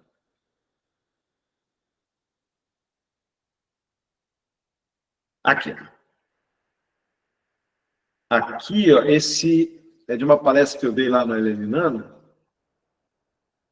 Esse é um arquivo que a gente publicou, é um artigo que a gente publicou falando sobre a influência da degradação no material microplástico. E aqui tem umas coisinhas aqui à esquerda que não importam muito, mas aqui à direita tem o desenho que a gente colocou no paper. Né? E esse desenho mostra a diferença do degradado para o não degradado. Então, aqui ele fica com cadeias menores. Tem toda uma história para a gente sair de cadeias menores e chegar no mais cristalino. Mas é essa chegada que é a influência. O mais cristalino ele é mais denso que o menos cristalino. Por quê? Imagina que o cristalino ele está organizado, as cadeias estão mais próximas umas das outras. Então, se eu tenho uma determinada massa de amorfo, cadê todo mundo? Eu ocupo esse espaço. Uma determinada massa de cristalino, a mesma massa de cristalino vai ocupar esse espaço menor, porque as cadeias estão mais próximas. E aí, quanto mais cristalino e o mais degradado, mais cristalino, para muitos polímeros, não para todos, quando você tem a mesma massa ocupando um volume menor, a densidade aumenta. Porque a densidade é igual a massa sobre o volume. Se o volume diminui e a massa é a mesma, a densidade aumenta. Show? É o exemplo do macarrão, né? Eu lembro que tinha mostrado. O exemplo do macarrão para quebradiço, né? Foi nessa aula. Foi nessa aula mesmo. Mas a densidade é justamente porque ele está mais cristalino, aí ele fica mais denso. A região onde ele está cristalino, ele fica mais denso, indubitavelmente. E aí isso contribui na média, uma média ponderada com o resto do fragmento. Tudo bem? Boa, obrigado. Não, imagina. Ó, aqui... Cadê meu pointer? Beleza. Aqui nós temos a lei de Stokes. Não vamos destrinchar a equação de Stokes, que é essa aqui. Mas eu quero só mostrar algumas coisas para vocês. O tempo de residência de um plástico no meio da coluna d'água vai depender de algumas coisas. E a lei de Stokes, ela regula a velocidade com a qual o fragmento vai flutuar ou vai afundar. E aqui, ó, não precisamos discutir os componentes, mas, ó, aqui em cima, lembra que eu falei? Densidade, massa sobre volume? Se eu aumento o que está em cima, eu aumento a densidade, né? Aumento o resultado. Então, se eu aumento esse componente aqui, o resto fica igual, a velocidade aumenta. Não importa se é para cima ou para baixo, mas a velocidade vai aumentar. Então, esse sigma P é a massa, é a densidade mássica da partícula. E sigma F é a densidade mássica do fluido. A diferença desse para esse, quanto maior ela for, maior vai ser a velocidade. Então, se eu tiver água, a densidade é 1. Tá? Não importa o resto não precisa esquentar a cabeça. Mas a água, ela é 1. Lembra as densidades dos polímeros aqui, ó? Se a água é 1, a diferença de poliamida é 12. Então, ele vai afundar numa determinada velocidade. É 0,12. A densidade, a diferença de densidade do PVC para a água é 0,38. Aqui é 0,12, aqui é 0,38. Vai afundar mais rápido. Então, quanto mais denso, mais rápido ele afunda. A mesma coisa acontece aqui. Quanto maior a diferença para mais rápido ele vai flutuar, ele vai para cima. Quanto menor a diferença, mais lento ele vai flutuar. E é justamente o que eu estou medindo, o que eu passei nesse fim de semana, medindo qualitativamente, porque eu só misturo, largo lá no cantinho sossegado de casa, e aí eu vou com a luzinha e olho, e aí eu consigo ver. Não sei nem se dá para vocês verem aqui, ó, tá bonitinho agora, deixa eu ver, cadê vocês? Se eu aproximar, vocês estão vendo, comigo, com a minha camiseta escura, acho que vai dar para ver. Dá para ver aí os particulados aqui em cima? Sim. Esses particulados desceram porque eu acabei de me mexer. Deixa eu colocar aqui também, ó. Dá para ver aqui, ó, se eu bater, dá para ver que esses particulados estão fazendo festa aí? Estão se mexendo? Esses caras, tá? Bom, dá para ver meio mal, né? Mas dá para ter uma noção. Acreditem em mim, esses caras aqui, eles estão indo para o meio. Eles vão subir com uma velocidade que depende de algumas coisas. Depende da diferença de densidade com o meio e depende de outra coisa aqui, ó.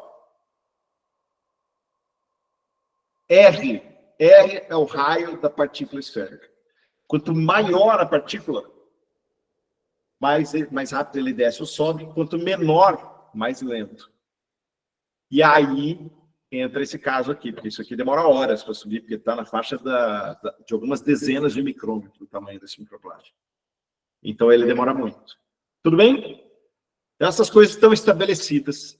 Se vocês forem ver nesse paper aqui, que eu mostrei antes, que eu falei que era um paper bonitinho, que ele mexe com os parâmetros aqui, ó, essas densidades eu peguei desse paper aqui. Viu, Tainara? Se queria uma referência, esse paper, que está no cantinho esquerdo aqui, ele tem as densidades. E ele fala das coisas que influenciam na velocidade de separação. Até para você deixar decantando ou flutuando, depois que você mistura no sal, na aula que a gente fez sobre separação de microplásticos, para você deixar separando o tempo correto. E você tem que imaginar, na pior das hipóteses, a partícula que vai demorar mais que você consegue ver. Então, se você quiser estimar o tempo de decantação, para todo mundo que trabalha aí na bancada mesmo, na porrada, nesses trabalhos bem cansativos de ficar separando microplástico, coloca, testando, separação de densidade, centrifugação, vira.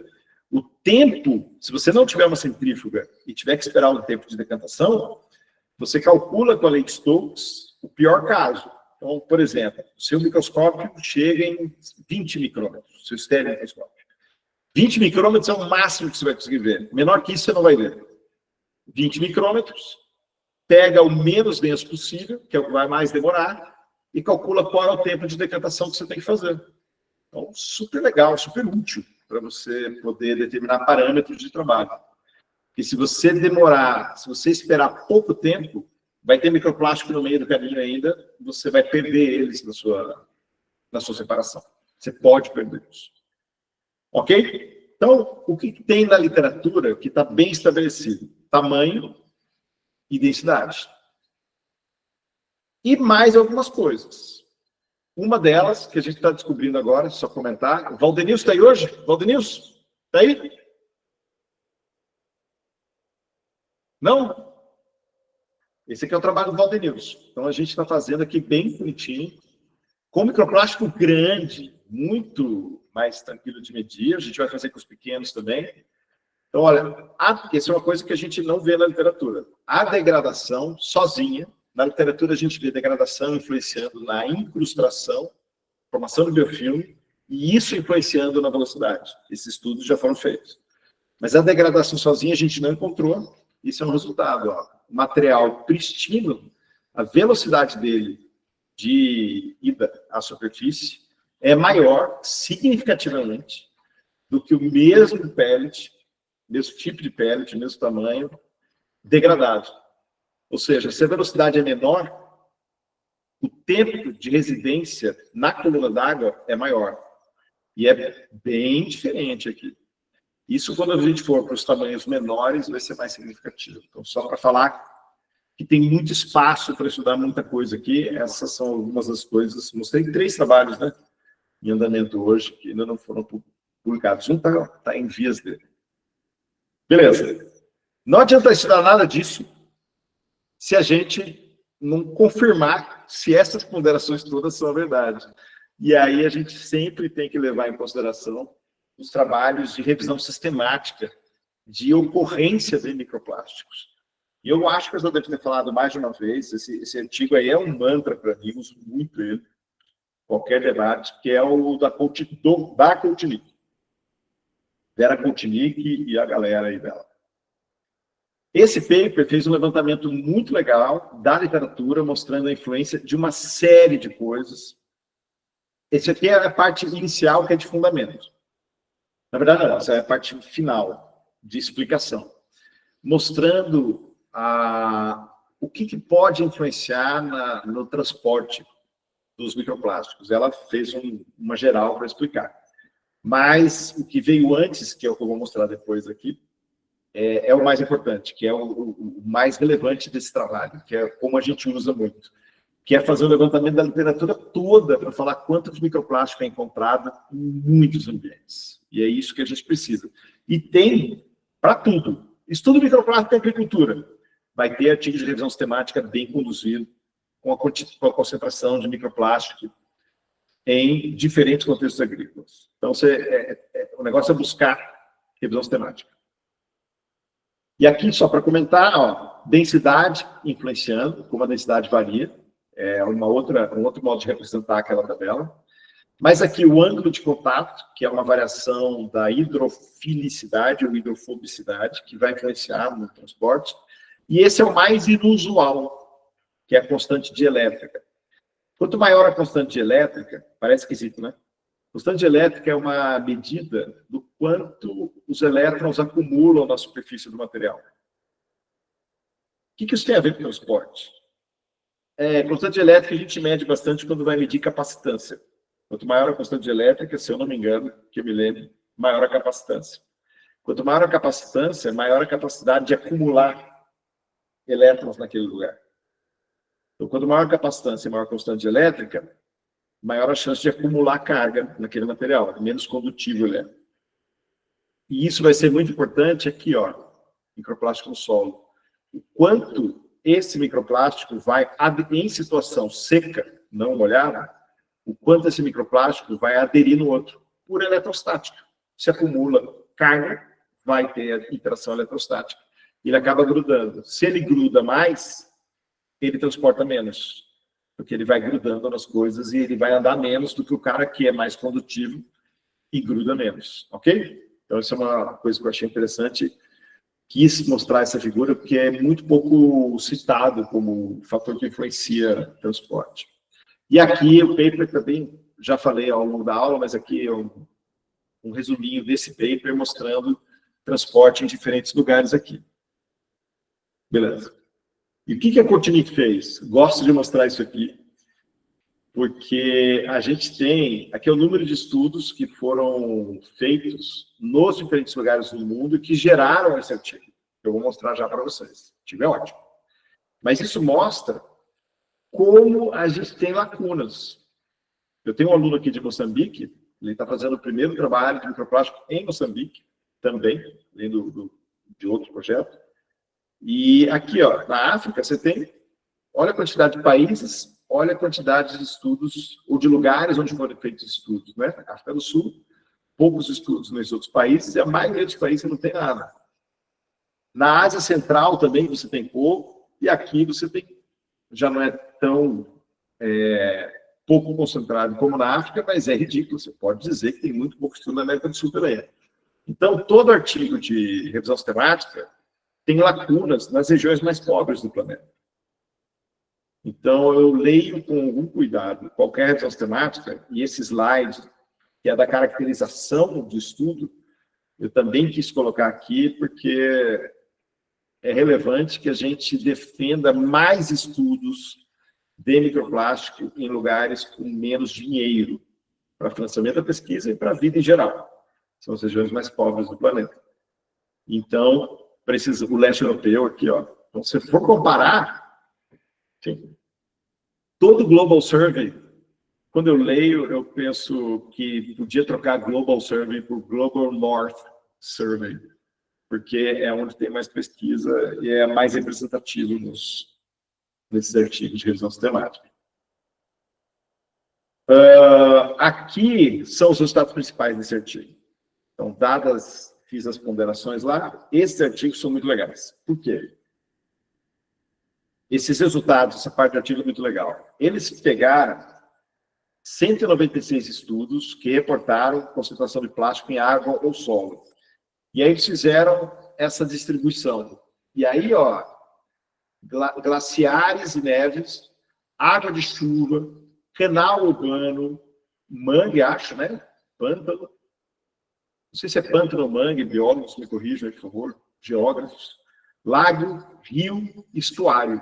E olha, o número de estudos que determinou a concentração no microplástico e a concentração em número de fragmentos por litro.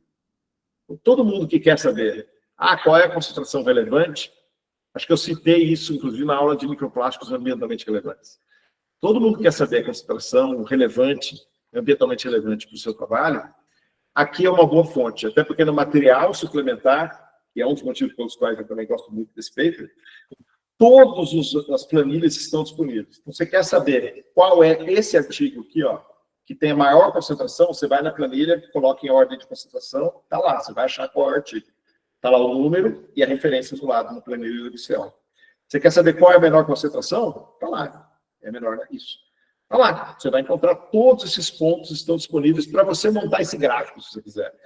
Quero aprender a montar gráficos tão bonitos quanto esse. Pega os dados dele e tenta fazer igual. Está lá, está disponível para você usar.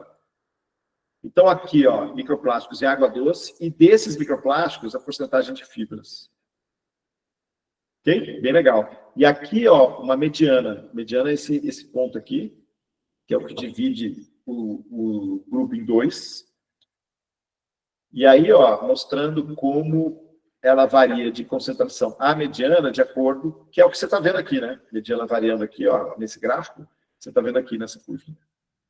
Okay? Isso é para microplásticos em ambiente aquoso e aqui em solo e sedimentos. Então, aqui também divide, ó, solo urbano e street dust, que é aquele, comentei numa das primeiras aulas, né, uma categoria que envolve um monte de ferrugem, matéria orgânica, típico de cidade, de ambiente urbano. E é aqui encontrado, microplástico encontrado nesse contexto. Canal urbano e stormwater pond é a areia desses canais urbanos que tem uma filtração. Pântano, rio, lago, aqui sedimento, né? Porque na água, já foi visto no slide anterior. Na água está aqui. Aqui é no sedimento desses lugares. Solo costeiro, solo agrícola, estuário e floodplain, não sei o que é. Floodplain, tem alguma coisa a ver com enchente. Está aqui, e a concentração de fibras. Show? E aí, eu vou falar depois do assunto do livrinho que a gente vai fazer. Tudo bem? Essa é a recomendação, então.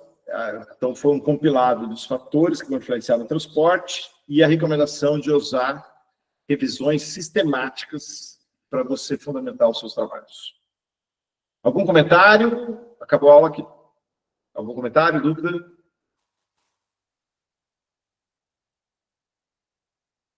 Ah, legal. PP com talco. E o André, deixa eu só responder aqui, André. PP com talco, a gente usa por dois motivos. Ou o PP, ele é mais caro que o talco, então você coloca uma quantidade de carga que não interfere na propriedade mecânica. Ou o talco aumenta a propriedade mecânica, que eu acho que é o caso, e aí aquela cadeira de polipropileno aguenta o peso de uma pessoa como eu, que sou pesado, e posso ficar lá tomando sol na piscina, nesse polipropileno. Show? Então, PP com talco ou é motivo econômico ou é para melhorar a propriedade mecânica. É isso que você queria saber? Oi, professor. Sim, é Fábio aqui. Eu que fiz a pergunta. Oi, Fábio. Não, eu queria saber as características realmente, e ele não pode ser misturado o PP natural com o talco, no processamento depois. Porque aí você vai ter um PP com propriedades transformadas, né? Ah. Mas tem gente, eu tive um aluno num curso de tecnologia de polímeros, não foi nem nesse de microplástico, e que ele tinha uma empresa, ele pegava resto de cadeira, ele tinha contato com a empresa de cadeira e outros objetos de piscina. E esses polipropilenos, além de eles terem a carga, eles são muito aditivados para aguentar a luz do sol.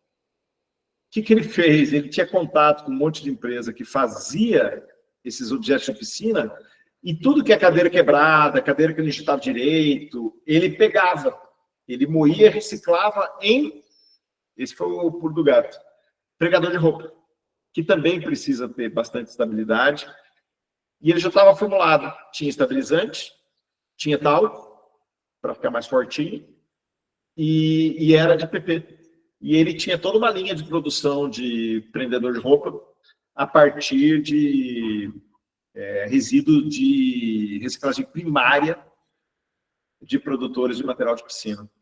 Então, tem essas iniciativas aí para aproveitar. Mas, isso porque ele tinha necessidade de um material semelhante ao da cadeira. Se você quer vender o polipropileno normal, você está contaminando ele com talco, aí ele não funciona bem. Legal, obrigado. Imagina, obrigado a você, Fábio. André? Legal que eu também fiquei curioso nessa questão do talco com o PP. Não convencional, né? Mas a pergunta é a seguinte, professor. Primeiro, quando se fala numa amostra pristina, se eu entendi correto, que ela é nova, né? Você pegou no laboratório e centrifugou ela. Ou seja, no ambiente natural, essa amostra pristina não iria acontecer, porque você não teria um plástico novo se degradando em microplástico em tão pouco tempo, correto? Ele vai... Não, pouco tempo, muito tempo é relativo. Mas você pode ter microplásticos pristinos no meio ambiente. Mas todos eles vão intemperizar em função do tempo. Por exemplo, um exemplo de microplástico pristino é esfoliante de cosmecêutico. Ele é no vinho, pode ser degradado, mas ele é feito no vinho. Aqueles aeradores, que são abrasivos, né, para limpar barcos, para tirar craca, ferrugem, você joga areia com alta pressão. Quando você tem que fazer algo abrasivo numa coisa que não aguenta o tranco da areia, você usa um abrasivo menos poderoso, que é, por exemplo, o microplástico. E aquilo lá é primário e vai para o meio. E aí, com o tempo, ele vai intemperizando. Mas existe microplástico pristino no meio. E naquela pellets, amostra lá onde professor. o... Desculpa, André, eu só queria perguntar, os pellets, então, eles podem ser considerados primários também, apesar de eles serem bem maior que as microesferas, né? Sim, sim. Os pellets que foram que estão sendo transportados via navio e acabam caindo dos containers, o saco abre. Esses pellets que sempre escapam do processo produtivo e de entrega, eles são pristinos. São exemplos do que o André falou. E assim, porque quando eu coletei, eu encontrei, você via diferentes níveis de degradação, mas eu encontrei muito pellet em todas as amostras que eu fiz de coleta de areia. Então, Sim. bem relevante. Sim. Costa, né, Eu só estava na principalmente. dúvida se eles tinham o tamanho de microplástico, né? Mas com certeza eles são que entram no meio ambiente vivo. Pellet, ele é do tamanho, ele entra na definição do microplástico. E aí, só mais uma coisa, professor. Como é que você explica, por exemplo, você ter uma grande amostra de microplástico, né, no Pacífico, né, na grande mancha lá na ilha de resíduos, e ao mesmo tempo você ter plásticos na Fossa de Mariana, enfim. Por causa da densidade, né? A tendência Sim. não seria eles ficarem mais na superfície, considerando tudo que a gente viu aqui hoje? Pois é. Excelente pergunta. Não dava para abordar tudo hoje, né? Mas essa é uma excelente pergunta. Deixa eu vir para cá para eu olhar para vocês aqui. Tem vários trabalhos, André, mostrando a influência do biofilme. Você sabe como é que funciona? Você sabe, a maioria que sabe como é que funciona para você lavar, purificar água, né, para beber. Você tem a estação de tratamento, o pessoal joga o floculante. Floculantes, eles estão ali para poder pegar as impurezas dispersas, né, que estão suspensas na água, vai grudando no floco. Em geral, elas são inorgânicas. Vai grudando no floco, ele vai ficando mais denso. Aí ele afunda, você recolhe. É uma etapa de limpeza. O biofilme... Ih, alguém caiu? Eu caí? Não, você está aqui. Não, professor. Beleza. O biofilme que forma na superfície do microplástico, André, ele tem essa ação de aderir coisas. Tanto o biofilme pode aderir coisas mais densas na superfície, aí vai formando um aglomerado, quanto pode aderir um no outro e formar uma coisa maior. E aí você tem os fragmentos que descem. Porém, na fossa, o pessoal filmou uma sacola plástica, né?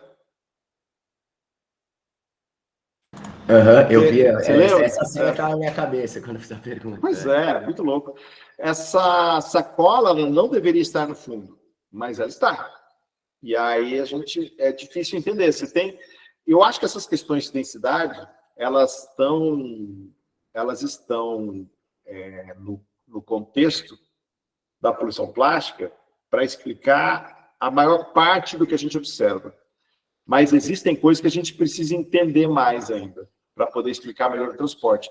Tanto que essa é uma área que é consolidada como área de pesquisa, porque tem muita gente estudando transporte.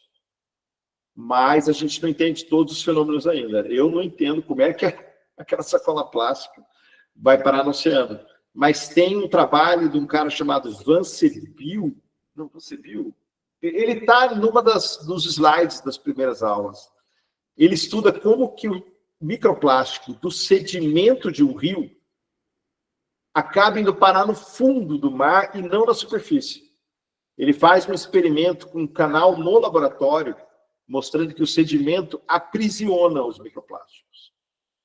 Mas uma vez que esse sedimento, que pela bioturbação, esse microplástico vai para a superfície, ele deveria ir embora, mas parece que ele não vai.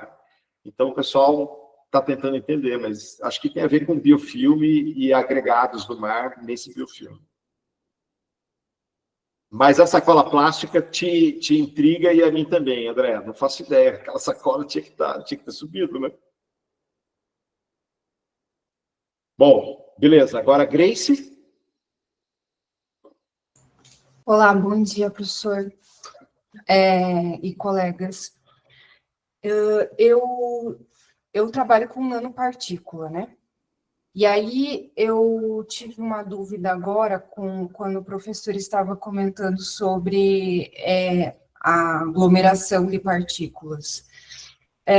No caso, tem algum tipo de reagente ou algo que possa ser colocado para evitar essa aglomeração por tensão eletrostática? Olha, eu sou neófito, a gente trabalha um pouquinho com isso, eu sou neófito nessa questão dos nanoplásticos. Conversando com os colaboradores que são bons do tema, eles falam que a gente tem que trabalhar a concentração de nanoplástico, pH, e tudo que vá influenciar no acúmulo de carga na superfície, que a gente representa numa propriedade que a gente chama de potencial zeta. Uhum. Você tem que interferir no potencial zeta para poder ter os nanoplásticos separados, né? Porque senão você não vai medir os nanoplásticos, você vai medir o agregado de nanoplásticos, que acontece muito. Então, se você quer uma medida ambientalmente relevante, é o agregado mesmo e acabou. Agora, se você quer medir cientificamente, e também é ambientalmente relevante fazer isso, né? Se você quer entender melhor o nanoplástico, você tem que mudar as condições do meio até ter certeza que você tem o nanoplástico. E como você introduziu o nanoplástico ali, porque a gente não consegue pegar nanoplástico do meio, de maneira a fazer medidas como essa, você já sabe o tamanho original, né? Você pode confirmar com microscopia eletrônica, e aí você consegue, nas medidas, eu não sei qual que você está fazendo, mas se você está fazendo um DLS, você pode confirmar se o volume hidrodinâmico ele fica próximo, se o volume na suspensão fica próximo ao que você mediu na microscopia, tá joia. Se é o dobro, o triplo, se você tem uma distribuição heterogênea, aí você sabe que você agregou e você tem que trabalhar mais. Então, é terrível, né?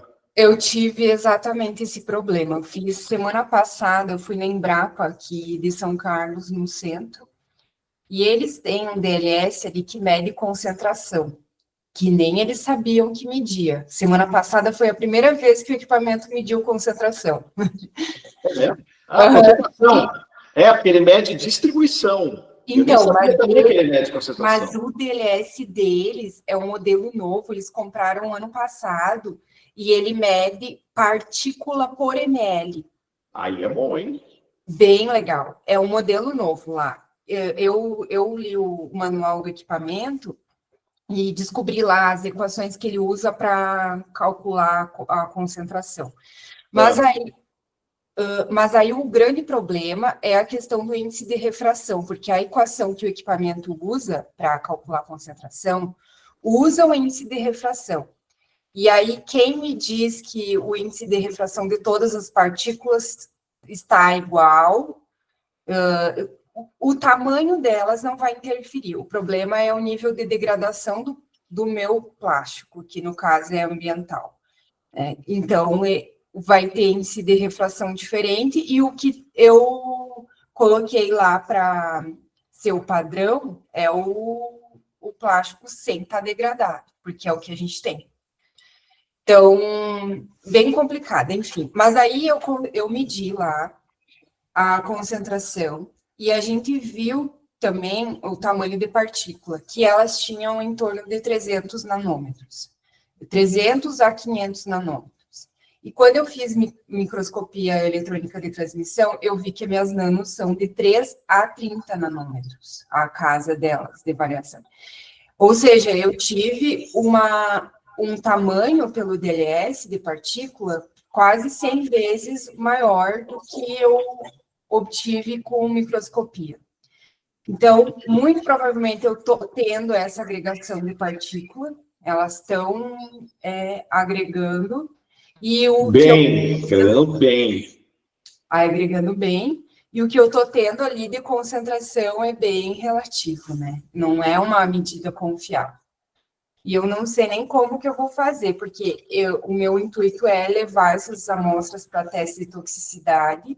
Eles querem, de qualquer jeito, medida de concentração, né? Porque eles precisam para fazer os testes. E eu tô, assim, noite sem dormir, enfim, para poder resolver esse problema.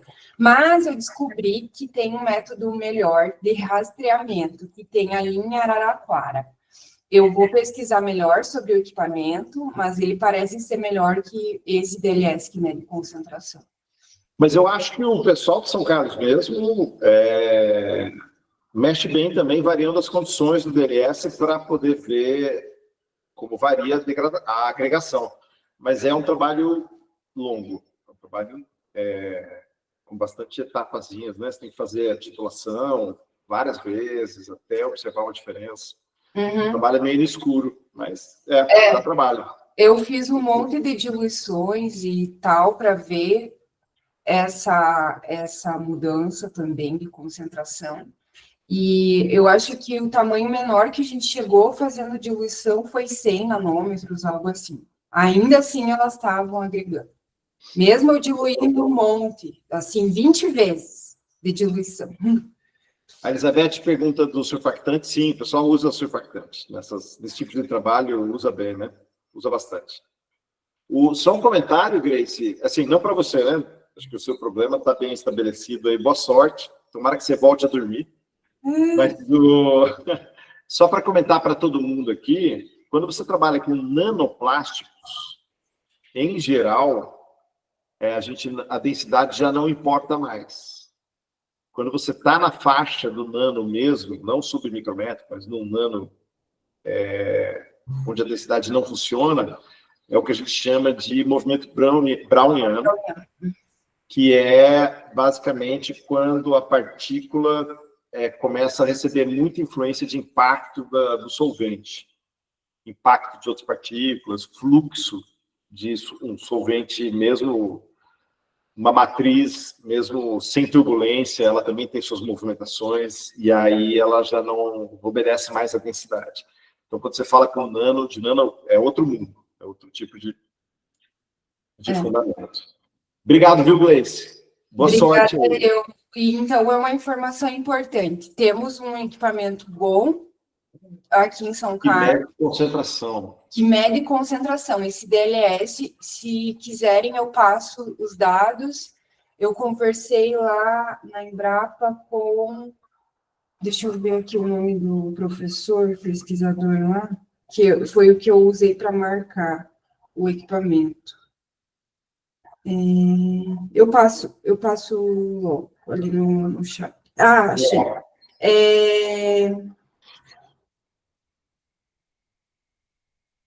Ixi. Não, pode passar no chat, quem tiver interesse já vai pegar. Eu tenho, eu vou pegar. Cauê Ribeiro. Cauê. Ele... então, ele também não sabia que o negócio media concentração, mas daí eu fui atrás do manual do técnico e a gente colocou lá, e agora eles estão medindo concentração. Tá bom. Legal. Obrigado por compartilhar. Imagina. Para terminar, vou parar de gravar. Espera aí, deixa eu parar de gravar aqui.